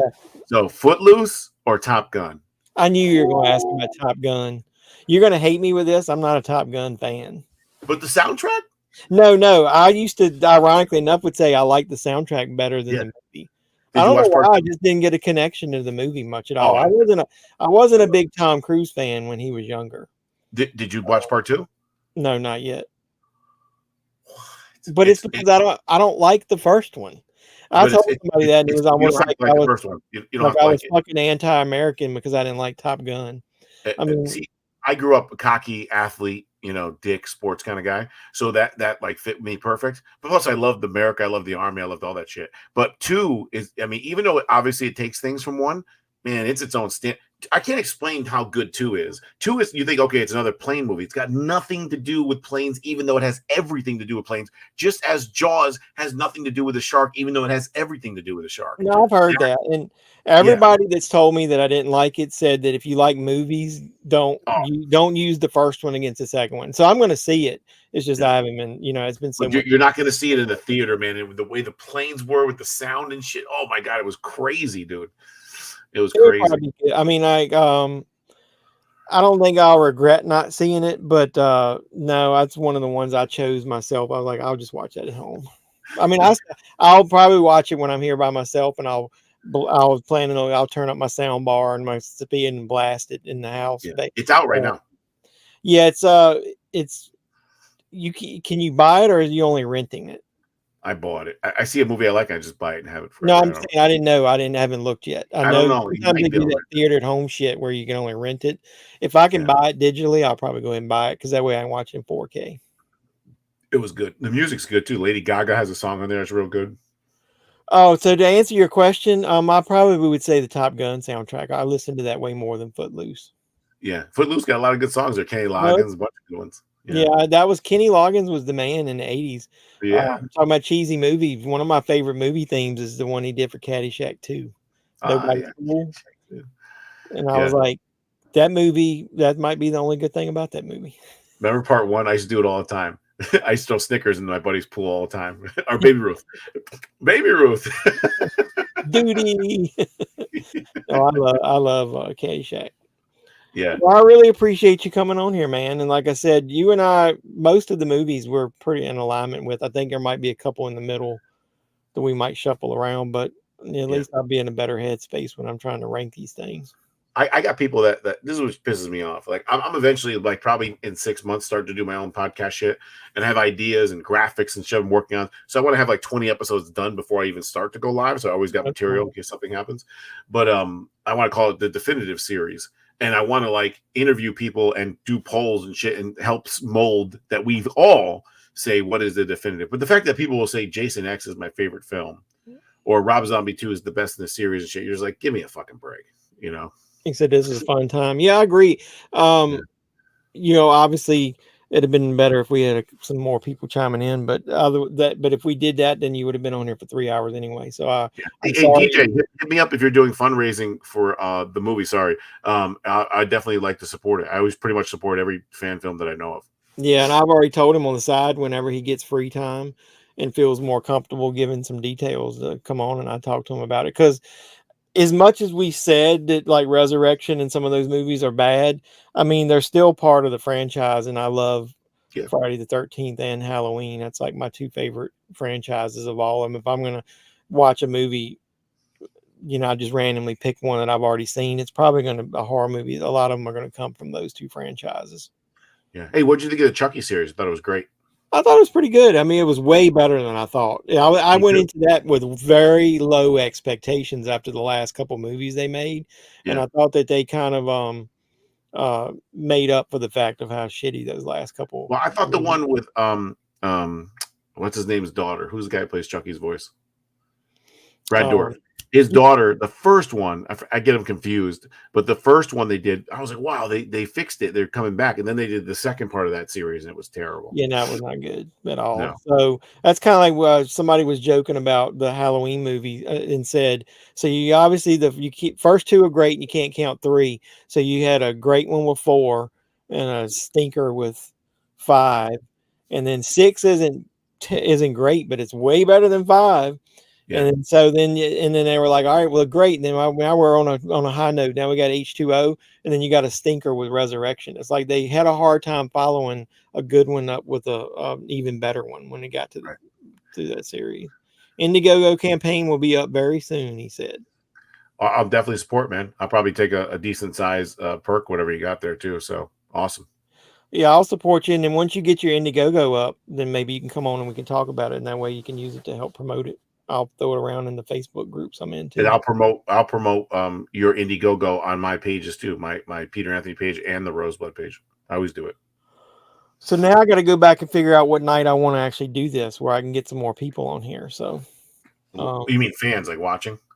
Yeah, I mean, if I didn't have you on here, like the last one that I did on Sunday night, the first 30 minutes was slow, but then once I got 5 or 6 people in there, they hit me with so many questions I could barely even keep up with the stuff they were talking about.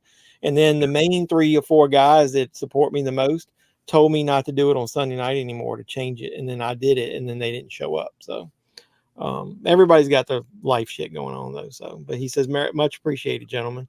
Now I appreciate you coming on here. Like, you know, anytime I can talk about these couple movies, franchises, whether it be Friday the 13th or Halloween, I'll definitely take time to do that. So. I'm interested in it because if you can, like Vengeance 2, there was things in Vengeance. Obviously, Jason Brooks directed Vengeance 2, and Jeremy Brown did 1. I think me and Jason talked about a lot of things from Vengeance 1 we wanted to fix, you know, and I love the fact that he's doing Resurrection, and like his story could then fix some of the holes in one or Resurrection. Well, before we end it, let me give you your opinion on one thing. Like they were saying, all right, if Ends is the true ends to this trilogy, if they do some definitive thing where either Michael or Laurie dies, I obviously do not think that Jamie Lee Curtis is coming back again, personally. No. So she live or die, her story, they obviously can figure out a way to end it. And if it ends with Michael dying, great for her character. If they were putting the franchise in your hands, you know there's no way that they're not going to make another Halloween movie. Would you go to another timeline and try to restart there. Because one person I read said that Danielle Harris is now coming out saying she would love to be the Jamie character again. And you could, yeah, I know. And so you could either restart it after 4 or 5 and have it be 20 years later or however long it's been. Yeah. I was talking to her about Rosebud too. She was talking about Halloween. So what would you do if you were in control of it? What would be the next Halloween you would do if they do? Let's say this franchise, let's go ahead and just say, hypothetically, they kill this version of Michael. What would you do next? If they kill the version of Michael, it's even tougher. I say if Michael lives, right, you do an Allison with Jamie. To me, that'd be the shit, because you're pulling in the fans from Allison, which Allison's getting better and better each film, right, and more lovable and more strong. Yeah. And then you already got the Jamie fans from the original 4, 5, and 6, and then Rob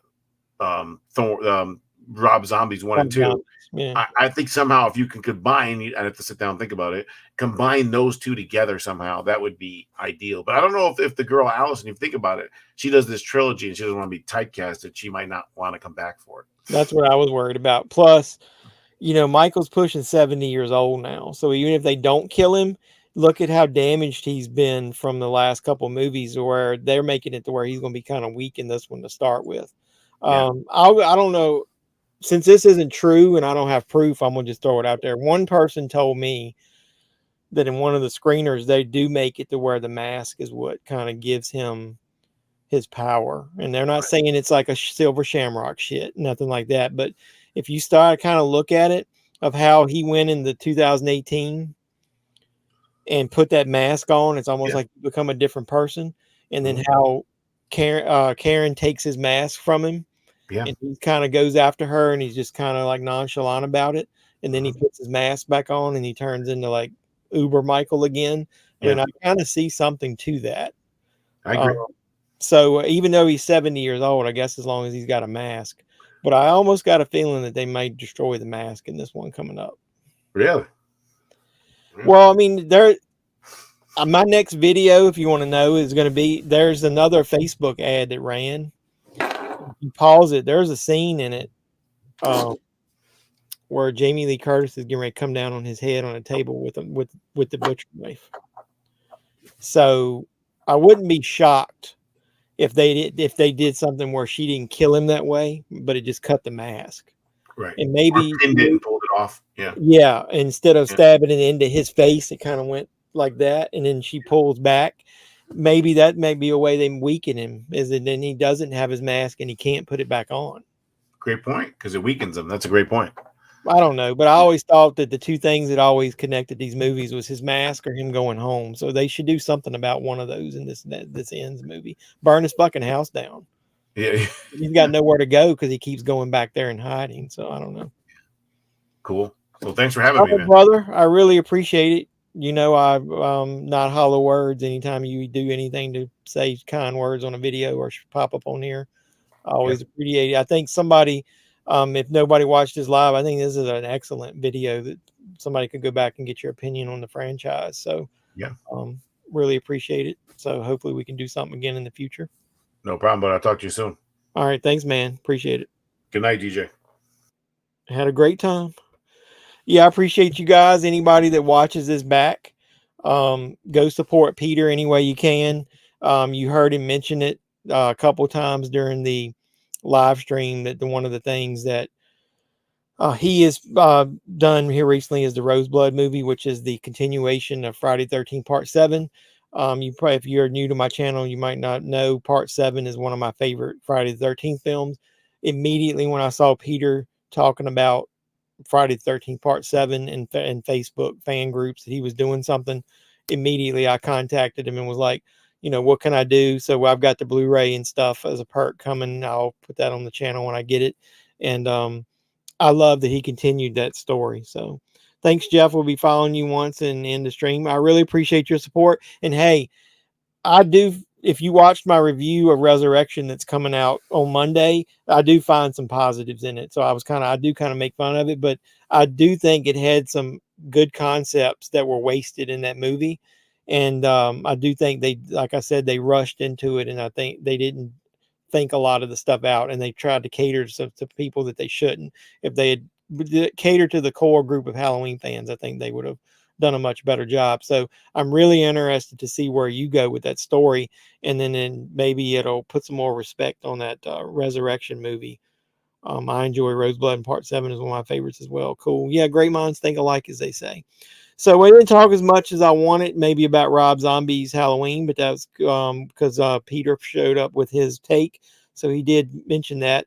The way what's coming up on the channel is I'm reviewing Halloween Resurrection on Monday. I've got to record my review of Rob Zombie's Halloween. There's the mask back there. I've got to I'm going to do a skit. I've promised myself I'm going to try to do a skit for each of those. I'm going to do a giveaway on the channel. Anybody that watches this, it'll be another video, so you don't have to remember from this. But I own this triple pack of H2O Curse and Resurrection that I'm going to give away to somebody. I've got some other items I'm going to give away. Anybody that watched this, I appreciate your support, because I finally hit 1,500 subscribers in the last couple weeks, and I promised everybody I'd do a giveaway for that. So I'm out of town next week, so when I come back, I'll do a live stream either next weekend, Friday, Saturday, Sunday. Anybody let me know. Is this a good night? Anybody that's watching this, is this a good night for you? Should I do it on Saturday night?